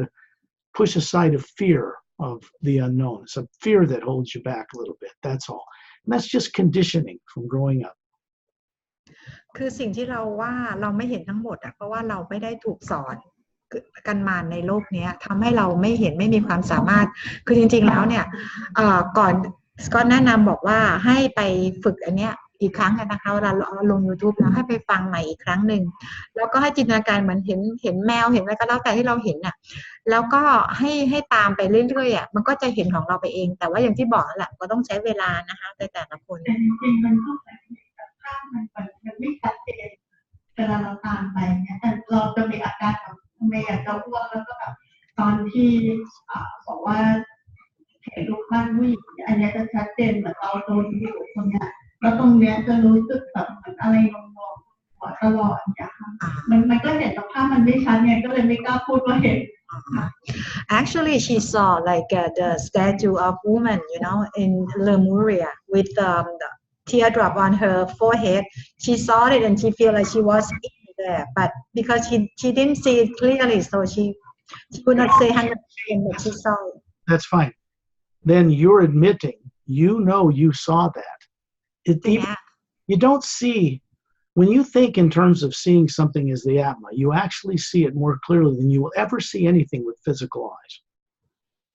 คือจริงๆแล้วเนี่ยอัตมาเราเห็นหมดเลยอัตมาเห็นชัดกว่าที่เราเห็นจากตัวตนเรานี่อีกนะคะประเด็นก็คือตอนนี้สกอตบอกว่ายอมรับแล้วใช่ไหมว่าเห็นอันนั้นแหละคือเราเห็นจริงๆทีนี้ในบางอารมณ์ที่เราบอกว่าเราไม่เห็นแต่อัตมาเราเห็นทุกอย่างชัดเจนหมดเลยทีนี้มันต้องฝึกมันก็ต้องไปรับมีดให้คมอ่ะ The first thing to do is to admit that you are seeing something, which you just did, because that's you acknowledging that you're having an experience out of your body. สกอตบอกว่าสิ่งแรกเลยอ่ะที่เราจะต้องทำก็คือให้ยอมรับก่อนว่าเราเห็นคือเราพอเราไม่ชัวร์ปุ๊บไม่แน่ใจเราจะไม่พูดแล้วใช่ไหมคะแต่จริงๆแล้วคือเราเห็นคือสกอตจะเน้นเสมอว่าให้เรื่องของการยอมรับเหมือนกันแพรรี่เหมือนกันต้องยอมรับก่อนว่าเราเห็นแล้วเราอะไรอย่างเงี้ย You can experience a cat, you can experience the lady, the crystal statue, you can be in the green atmosphere, you can visualize just like you would at the beach, putting your feet into emerald green sand instead of white sand. คือเราคือยอมรับละคือเราสามารถจะเห็นแมวเห็นหมาเห็นรูปปั้นได้ใช่ไหมเห็นทะเลเห็นน้ำตกได้แล้วก็จินตนาการว่าเราไปเหยียบบนพื้นทรายแทนที่จะเป็นพื้นทรายเหมือนปกติเหมือนโลกเราแต่ไปเหยียบเป็นพื้นทรายสีเขียวมรกตแทนอะไรประมาณนี้ When it seems like you can't see it clearly, but you can admit to me and to yourself that you saw this crystal statue of this woman, I can tell you, you really did see it. You were there. You grew up in a life where none of that seems real to you because people have told you that's fantasy, made up in your brain. It isn't. สิ่งที่เราเห็นน่ะก็คือไปเห็นมาจริงๆใช่ไหมซึ่งสกอตก็ยืนยันเลยว่าเราไปเห็นจริงๆแล้วเราก็ไปมีประสบการณ์ตรงนั้นจริงๆแต่มันจะมีเหมือนในตัวโปรแกรมที่เรามีกันอยู่นั่นแหละบอกว่าเฮ้ยที่เห็นน่ะมันไม่ใช่หรอกมันไม่อะไรนั่นหรอกแต่ความจริงคือเราเห็น It takes some exercising of your higher faculties that have been dormant for maybe as many as 500,000 or 1,000,000 years in a number of lives. It takes a little work to get comfortable with the reality of their use. คือเราจะต้องมีการฝึกฝนมากเลยเพราะว่าถ้าย้อนไปมันก็คือประมาณ 500,000 ปีเนาะที่เราไม่ได้ใช้ความสามารถตรงนี้เลยฉะนั้นมันก็ต้องให้เวลาแล้วก็ฝึกฝนกับมันไป You never had any of this growing up until you crossed paths with me and Pari and the people I work with from other worlds. So it's no wonder that it's going to be a little hard to, well, it just seems like it's difficult to see, but you can see. คือเราเติบโตมาจากการที่เราไม่ได้ถูกสอนมาเลยใช่ไหมคะที่นี่อยู่ๆเรามาเจอกันมารู้จักสกอตมารู้จักแพรรี่แล้วมารู้จักกับบีอิงต่างๆอะไรเงี้ยความรู้สึกเรารู้สึกว่ามันยากจังเลยนะที่เราจะไปเห็นไปอะไรอีกครั้งหนึ่งเพราะเราไม่เคยเหมือนกับว่าเราถูกทำให้ลืมไปหมดแล้วอ่ะอยู่ๆต้องกลับมาอีกอย่างเงี้ยมันก็เลยรู้สึกว่ามันยากจังนะคะ Remember that you're working with revealed hidden truth as an Atma. This is what we're doing here is not about giving you data or information about UFOs or what's true and what's not, because you'll never know for yourself unless you experience it directly. การที่เรามาไปเจอนี่ด้วยกันในแบบนี้เราไม่ได้มาเอาข้อมูลนะมันไม่ใช่ข้อมูลแต่การที่เราไปมีประสบการณ์จริงๆเลยกับการที่ตัวตนจริงๆของเราเนี่ยเคยมีความสามารถตรงนี้ทุกอย่าง If you can see that crystal statue of that woman and the marble floor and a cat, you can simply go through this recording and start with what you already know you can see, and then just see the rest of it. That's as easy as it is. And you'll find you'll be able to do that when you review this recording. คือการที่เราได้เห็นรูปปั้นใช่ไหมคะการที่เราได้ไปมีประสบการณ์ตรงนั้นน่ะเห็นพื้นหินสีขาวเห็นรูปปั้นอะไรอย่างเงี้ยนั่นก็คือว่าเราก็เห็นตรงนี้แล้วแหละแล้วทีนี้ให้เราไปฝึกต่อเราก็จะเห็นทั้งหมดได้อีกเราก็จะเห็นทั้งหมดได้เลย You're getting used to working with the being that you really are, not the brain or the body you grew up with, because that brain and body that you grew up with only has in it what you grew up with. None of the stuff we're doing now. คือเราก็จะไปฝึกตัวนี้เราก็จะมีเพื่อนเนี่ยคอยช่วยนะคะที่เราไปด้วยกันอะไรอย่างเงี้ยนะคะทีนี้ด้วยสมองของเราเนี่ย ก็คือว่าจะมีข้อมูลเท่าที่เราถูกฝังกันมาคือเรามาเกิดในชีวิตเนี่ยเรามีข้อมูลว่าเป็นเด็กพ่อแม่เลี้ยงเรามาไงเราเติบโตยังไงมันก็จะมีข้อมูลอยู่แค่นั้นแต่สิ่งที่เราไปเจอนี่เนี่ยมันคือประสบการณ์ที่มันไปเยอะกว่านั้นมากอ่ะฉะนั้นแล้วมันก็คือต้องฟื้นขึ้นมาความสามารถ This is why I have you hover over your body after we go on one of these journeys, being kind to your own physical form, and then sending that experience down into that brain that never had any of this experience in it growing up. None. You have to bring this higher awareness of these other lives and other realities, waking up back to a brain and body that never had any of it. You have to get the body conditioned a little bit so it can accept multidimensional consciousness. ฉะนั้นสิ่งที่สำคัญสกอตบอกว่าเวลาที่เรากลับมาเนี่ยสกอตบอกว่าให้เราbe kindกับร่างกายของเราเนี่ยเพราะว่านั่นคือการที่เราเอา awareness คือการรู้จากมิติอื่นที่สูงกว่าเนี่ยมายังร่างกายใบนี้ร่างกายตัวนี้ของเราซึ่งยังไม่เคยได้รับอะไรเลยจากไอ้ตรงนี้ถูกไหมคะฉะนั้นแล้วเนี่ยมันก็หนักอยู่ฉะนั้นเหมือนกับว่าเราไปเอาข้อมูลมาให้นะก็คือให้รักและดูแลร่างกายเนี่ยค่อยๆส่งลงมาว่ามันเป็นพลังงานที่เยอะอยู่เหมือนกันนะคะในการที่จะรับพลังงานตรงนี้ I was not going to guide you to beyond the void, but Terrellian suggested to me on our journey that this should be done because you need to at least start in all the work you do from now on, from above the void, because from there you can change your world here. คือสกอตบอกว่าวันนี้จริงๆแล้วไม่ได้ตั้งใจว่าไม่ได้คิดว่าจะพาไปที่เหนือนิพพานไปยังโลกข้างบนนะคะแต่ว่าทอร์เรียนแนะนำบอกว่าควรจะต้องไปควรจะพาไปได้แล้วเพราะว่าเพื่อจะเอามาใช้ในการเปลี่ยนแปลงโลก You are all involved in co-creating your own return to freedom. ทุกคนมีส่วนร่วมในการสร้างสรรค์เพื่อที่จะหยุดเรื่องทั้งหมดที่เกิดขึ้นในโลกนี้ด้วยความตั้งใจด้วยฟรีวิลของเราเองนะคะ No master teacher I've ever crossed paths with will wave a magic wand and do it to you like you're the effect of him or her. ไม่มีมาสเตอร์ทีเชอร์คนไหนเลยที่สกอตทำงานด้วยอยู่ๆก็คือจะมาเสกให้เราตื่นได้เลยไม่มีเลยทุกคนต้องทำเองสร้างเอง They want you to a free will, awakening free will, co-create, allowing them to help you with what they know how to do. You have to participate in the process. เราต้องมีส่วนร่วมก็คือว่ามีความตั้งใจก่อนแล้วก็ให้เพื่อนดีอีกต่างๆเนี่ยเข้ามาช่วยนะคะเพื่อให้มีส่วนร่วมในการสร้างสรรค์ด้วยกันทั้งหมด To do that, you have to be aware enough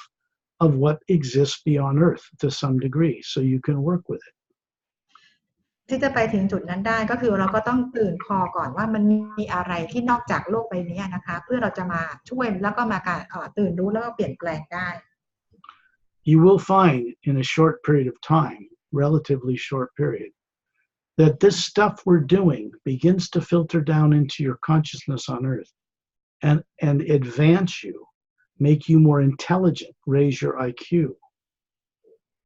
แล้วเราก็จะมารู้แล้วจากนี้ไปก็ลองมาสังเกตตัวเองกันนะคะว่าสิ่งที่เราทำกันไปเนี่ยนั่นคือเป็นการที่เราเอา consciousness การตื่นรู้เนี่ยเข้ามายังโลกของเราเข้ายังมาตัวเราเนี่ยแล้วเราก็คือจะฉลาดขึ้นด้วยเราก็คือจะช่วยโลกด้วย Before you go to bed at night, work with the hue for 10 or 15 minutes and ask to be shown deliberately hidden truth on a grand multidimensional scale and the much greater knowing of the expansive love within it.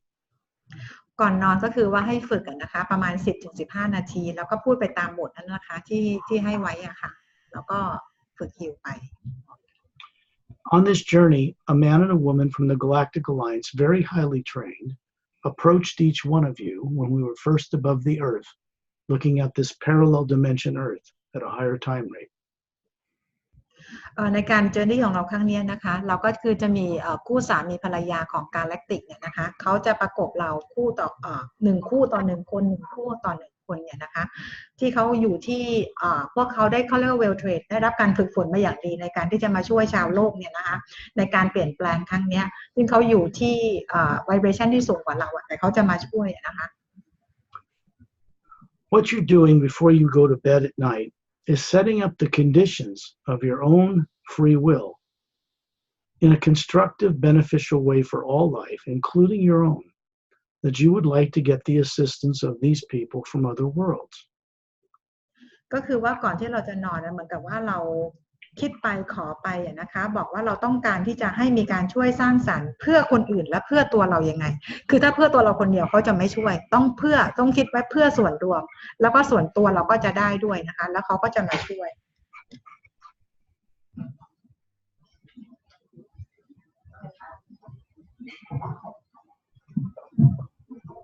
เวลาที่คุณสกอตนำเนี่ยมันเหมือนกับว่าเราเดินทางในท่านเหมือนกับแบบลูกเราไปโรงเรียนไปวอร์ใช่ไหมแล้วก็ไปที่สักนัดแล้วถึงจะไปรู้อันนี้จริงๆแล้วเนี่ยมันสามารถข้ามขั้นนะอย่างเช่นสมมติว่าเราไม่ต้องไปโรงเรียนก่อนไปผ่านตาผู้หญิงคนนั้นแล้วก็ไปเนี่ยสมมติว่าผ่านไปที่ก็ทำเลยกับเป็นของที่จะตั้งนานค่อยขึ้นไปหรือว่ามันต้องมีขั้นอย่างนี้เหมือนกับเราเดินทางก่อนจะมาโรงแรมผ่านตรงนู้นตรงนี้ถึงจะไปได้ที่ถูกต้อง The question is because when you took us for the journey, you took us to Lemuria and then to Satnam Rome and then to Hill, right? Is it possible, like, can we go directly from Earth to Hill Academy? Yes. ได้ค่ะ Because you've first been escorted there, and Satnam got to see all of you. He's seen you all before. He knows who you are, but you need to know more about who he is and be more conscious, because now that you've been there escorted, you have permission to return. คือตรงเนี้ยเราก็จะไปได้เพราะว่าวันนี้ก็คือเราผ่านสัตนามก่อนเหมือนกับเราได้รับอนุญาตให้ไปแล้วหลังจากนี้แล้วก็คือว่าเราก็คือสามารถจะไปได้เองแล้วคืออาจจะไม่ต้องผ่านเรือแล้วก็คือไปได้เลยแต่คนที่ไม่เคยผ่านอย่าลืมนะในแต่ละประตูมิติจะมีคนดูแลอยู่นะคะมันไม่ใช่ว่าใครก็ผ่านไปได้นะแต่นี่คือพอเราไปแล้วเราสามารถจะกลับไปได้เลยจะไปตรงเลยก็ได้ I would recommend that you choose to go with a proper guide, either myself or Torellian,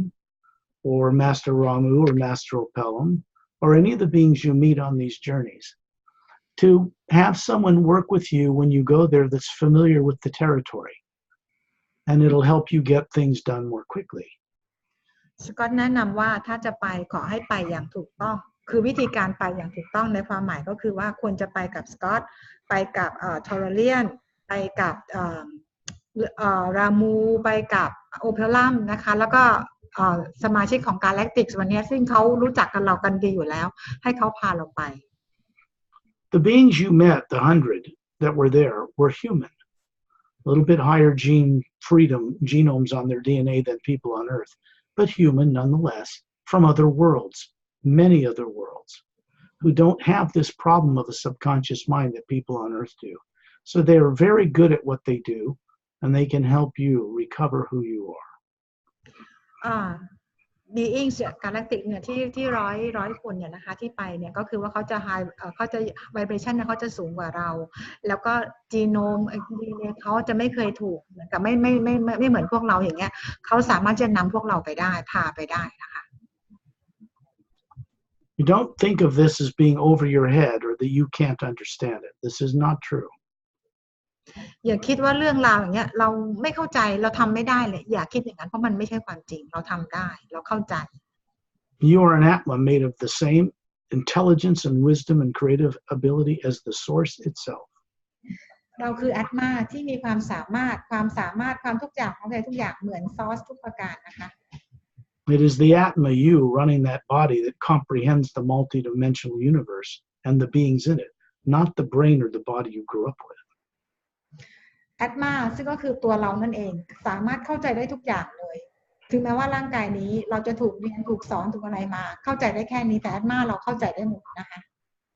You, the real being, is fully capable of recovering how to do all this. ตัวตนของเราที่แท้จริงสามารถทำทุกอย่างเนี่ยได้หมดเลยคือเรียนรู้อะไรเข้าใจได้ทุกอย่างเลย It's good to go through life whistling a song without concern for the future and gaining experience when it comes, a little here, a little there, because it will change you for the better. การเรียนรู้ชีวิตเนี่ยนะคะหมายถึงว่าได้มีประสบการณ์ตรงๆรู้ตรงนี้นิดรู้ตรงนี้หน่อยอันเนี้ยถือว่าดีแล้วก็คือมาสะสมนั่นคือประสบการณ์ที่เราสั่งสมไปเรื่อยๆ Beings I work with and myself do not work with any negative emotion. I don't work with debate or theory or fear or terror or anything negative. We don't work with it. We don't contribute to it. We won't imagine it. Period. And neither should you. สกอตกับบีอิงต่างๆที่ทำงานด้วยกันจะไม่ทำงานเลยกับทฤษฎีความกลัวการโกหกหลอกลวงการอะไรที่เป็นลบทั้งหลายเนี่ยนะคะก็คือว่าทำแต่คือจะไม่ไปโฟกัสเรื่องพวกนั้นเลยจะเอาแต่เรื่องบวกเรื่องดีอย่างเดียวนะคะทีนี้พวกเราทุกคนก็ทำแบบนั้นได้เหมือนกัน No fear whatsoever in any form exists within a normal recovered Atma. No fear whatsoever of any kind exists within an Atma when it's recovered who it is. ความกลัว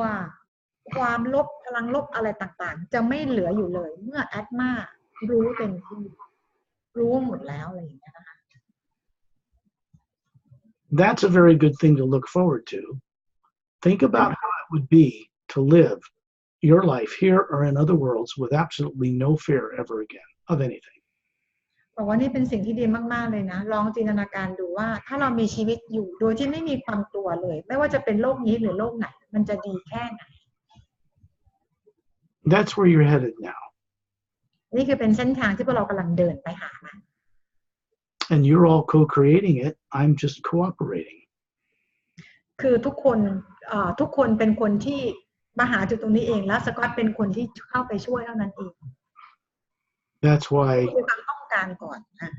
That's why I volunteer to do these little radio shows in hotels with Pari.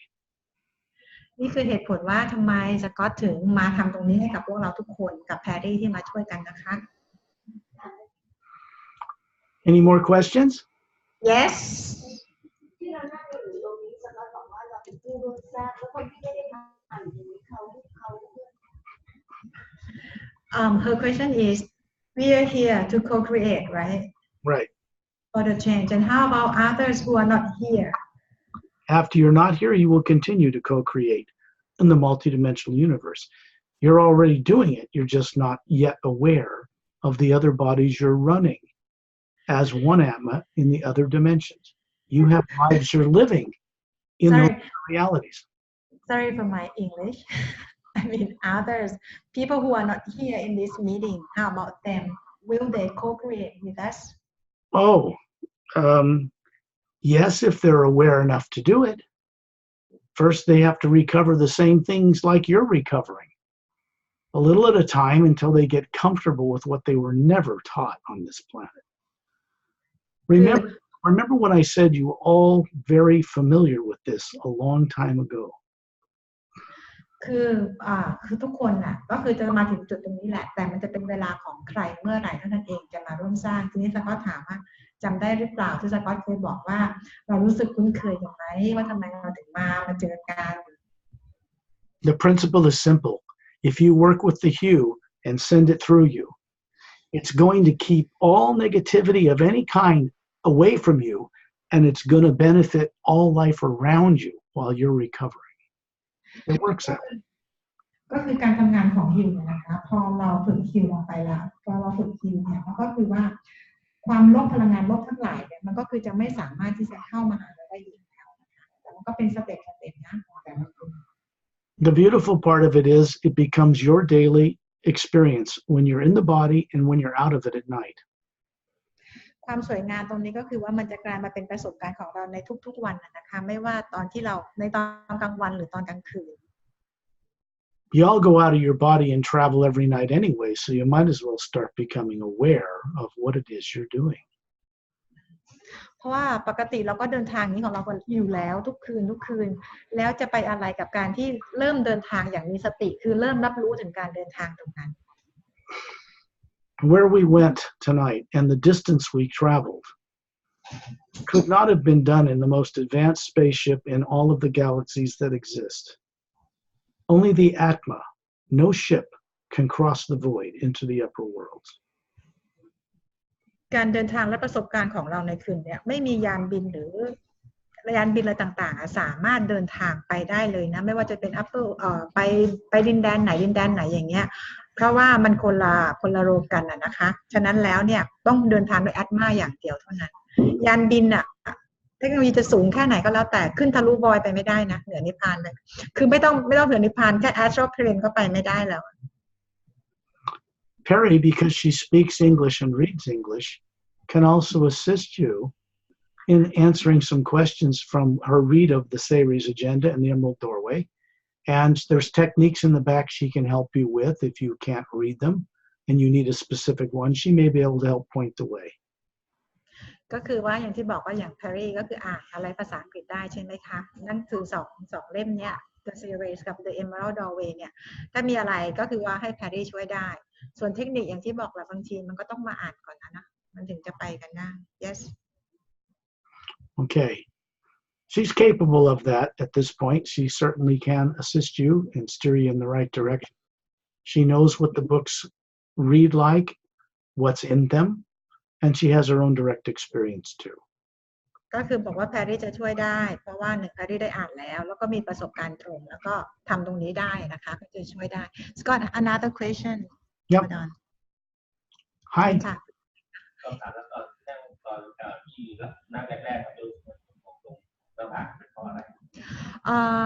หนูนี่คือมันคำว่ามึนหัวไหม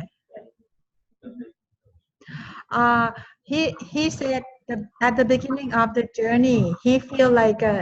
dizzy or like heavy forehead you know He sees like, what? To speak a little bit, the mic a little bit. Dizziness. Oh, dizzy. Okay. Yeah. Yeah, well, you know, when you first get out of your body consciously, instead of when it's at night when you're asleep, you can get a little dizzy. It's like floating in space for the first time, and it goes, oh my God, there's the planet, and I'm floating up here. คือบอกว่ามันเป็นถ้าเกิดว่าเราต้องเดินทางไปในจักรวาลครั้งแรกอะไรอย่างเงี้ยนะคะมันก็เป็นอาการมึนอะไรเงี้ยเพิ่งออกไปจักรวาลครั้งแรกก็คือเหมือนกับเราเมารถเมาเรือคล้ายๆกันอาการสภาพเป็นแบบนั้นยังไม่ชินเหรอคะ Yeah,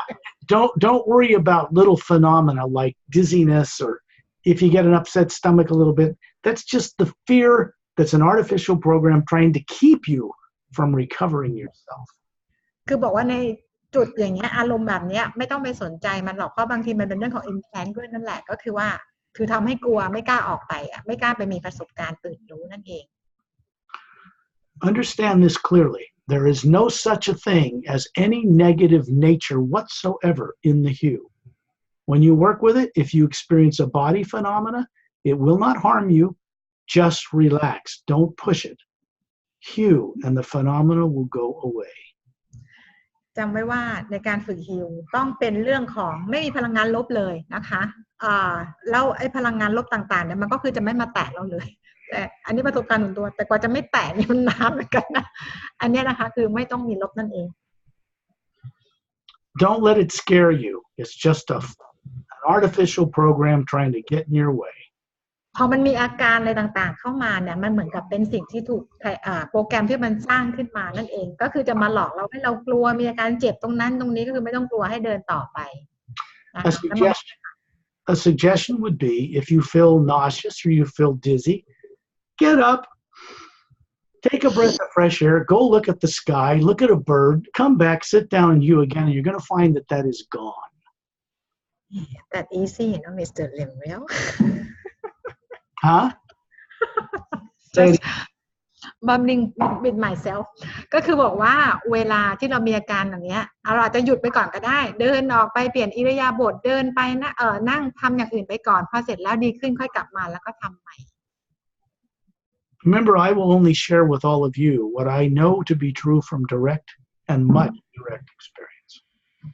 ก็คือสกอตบอกว่าทุกอย่างที่สกอตพูดที่บอกกันไปเนี่ยก็คือว่าเป็นประสบการณ์ตรงของสกอตทั้งนั้นเหมือนกันนะคะ Yeah, next question. อยากรู้จริงๆเพราะว่าแสวงหามาเยอะแล้วอยากรู้ว่าอะไรที่ทำให้สกอตมั่นใจว่าเป็นคำนี้พูดความจริงไม่ใช่จินตนาการแล้วก็ถ้าเกิดคนที่เขายังไม่ได้ประสบการณ์ตรงแบบสกอตนะคะเขาอาจจะถูกดึงไปในเรื่องของศาสนาอะไรอย่างเงี้ยถ้าเกิดว่าเราไปแนะนำคนอื่นอยากให้เขาตื่นรู้อย่างเงี้ย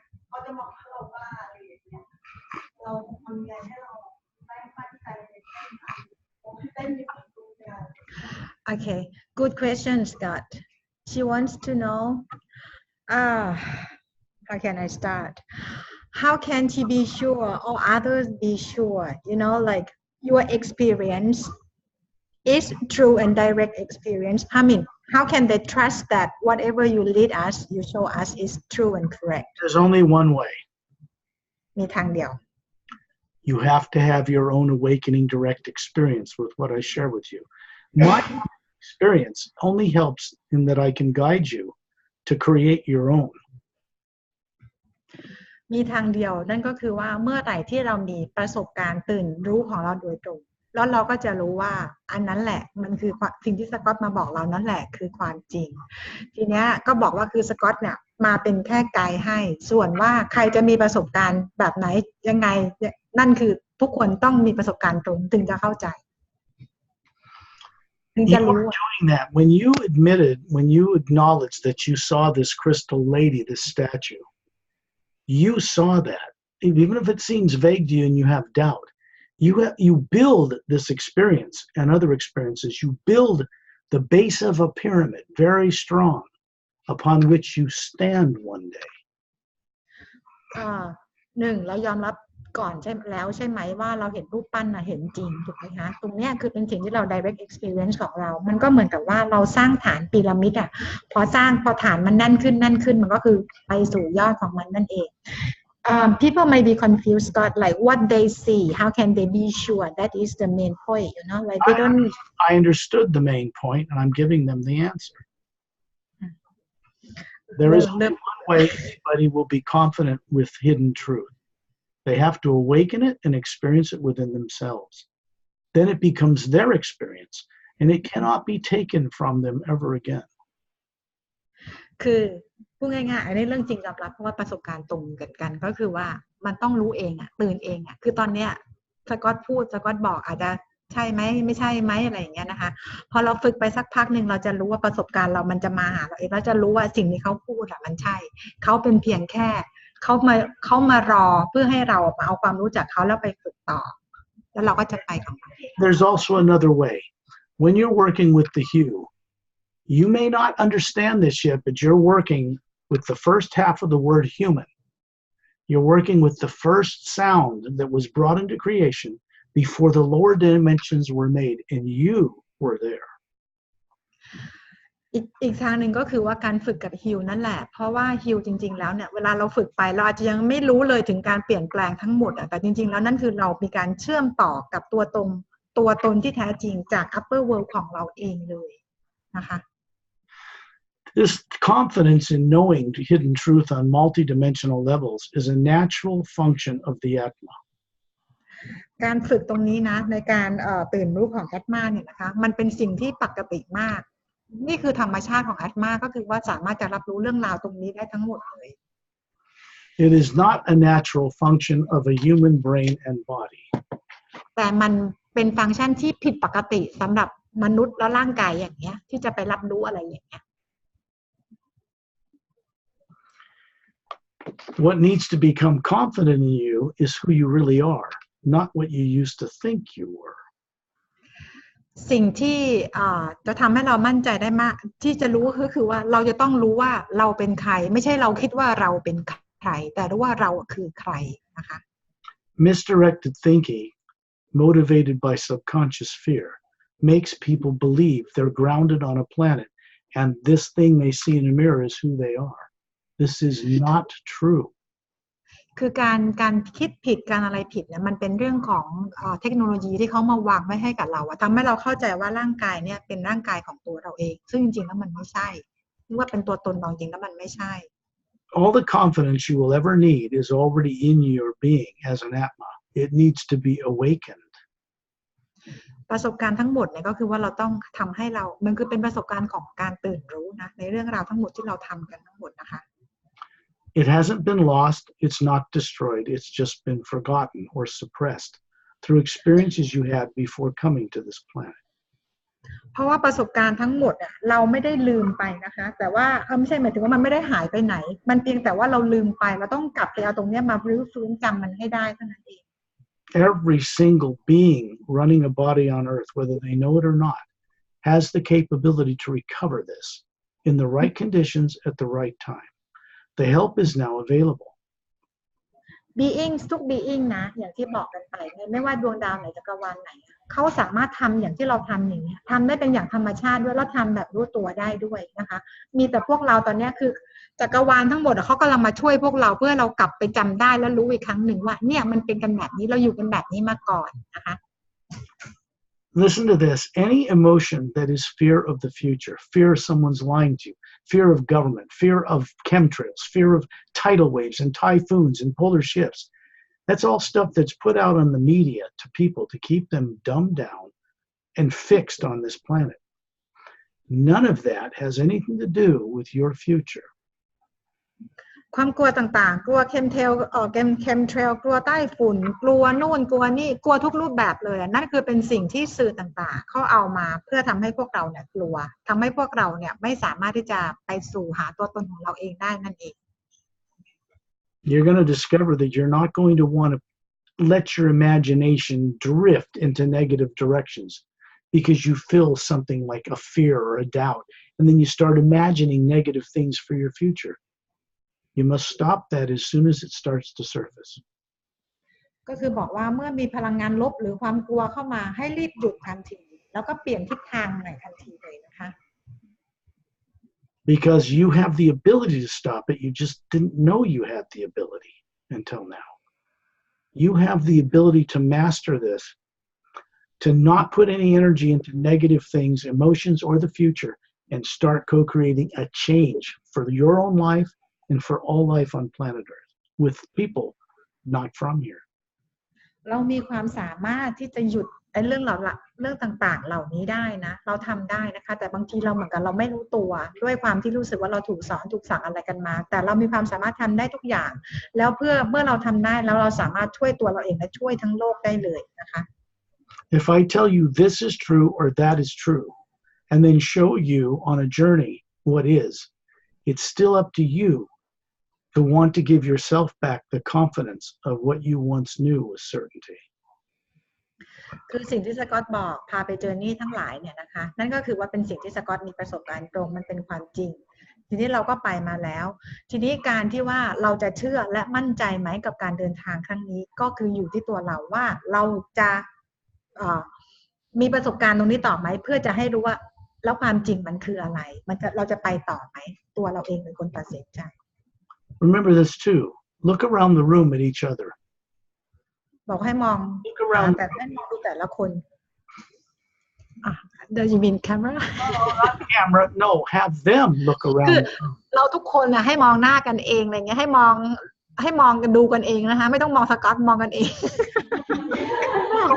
Okay, look around the room at each other just for a moment. ลองหน้ากันเอง Look, acknowledge to each other that you're no longer alone in this search. ก็บอกจริงแล้วรู้จักกันมานานมากแล้วนะ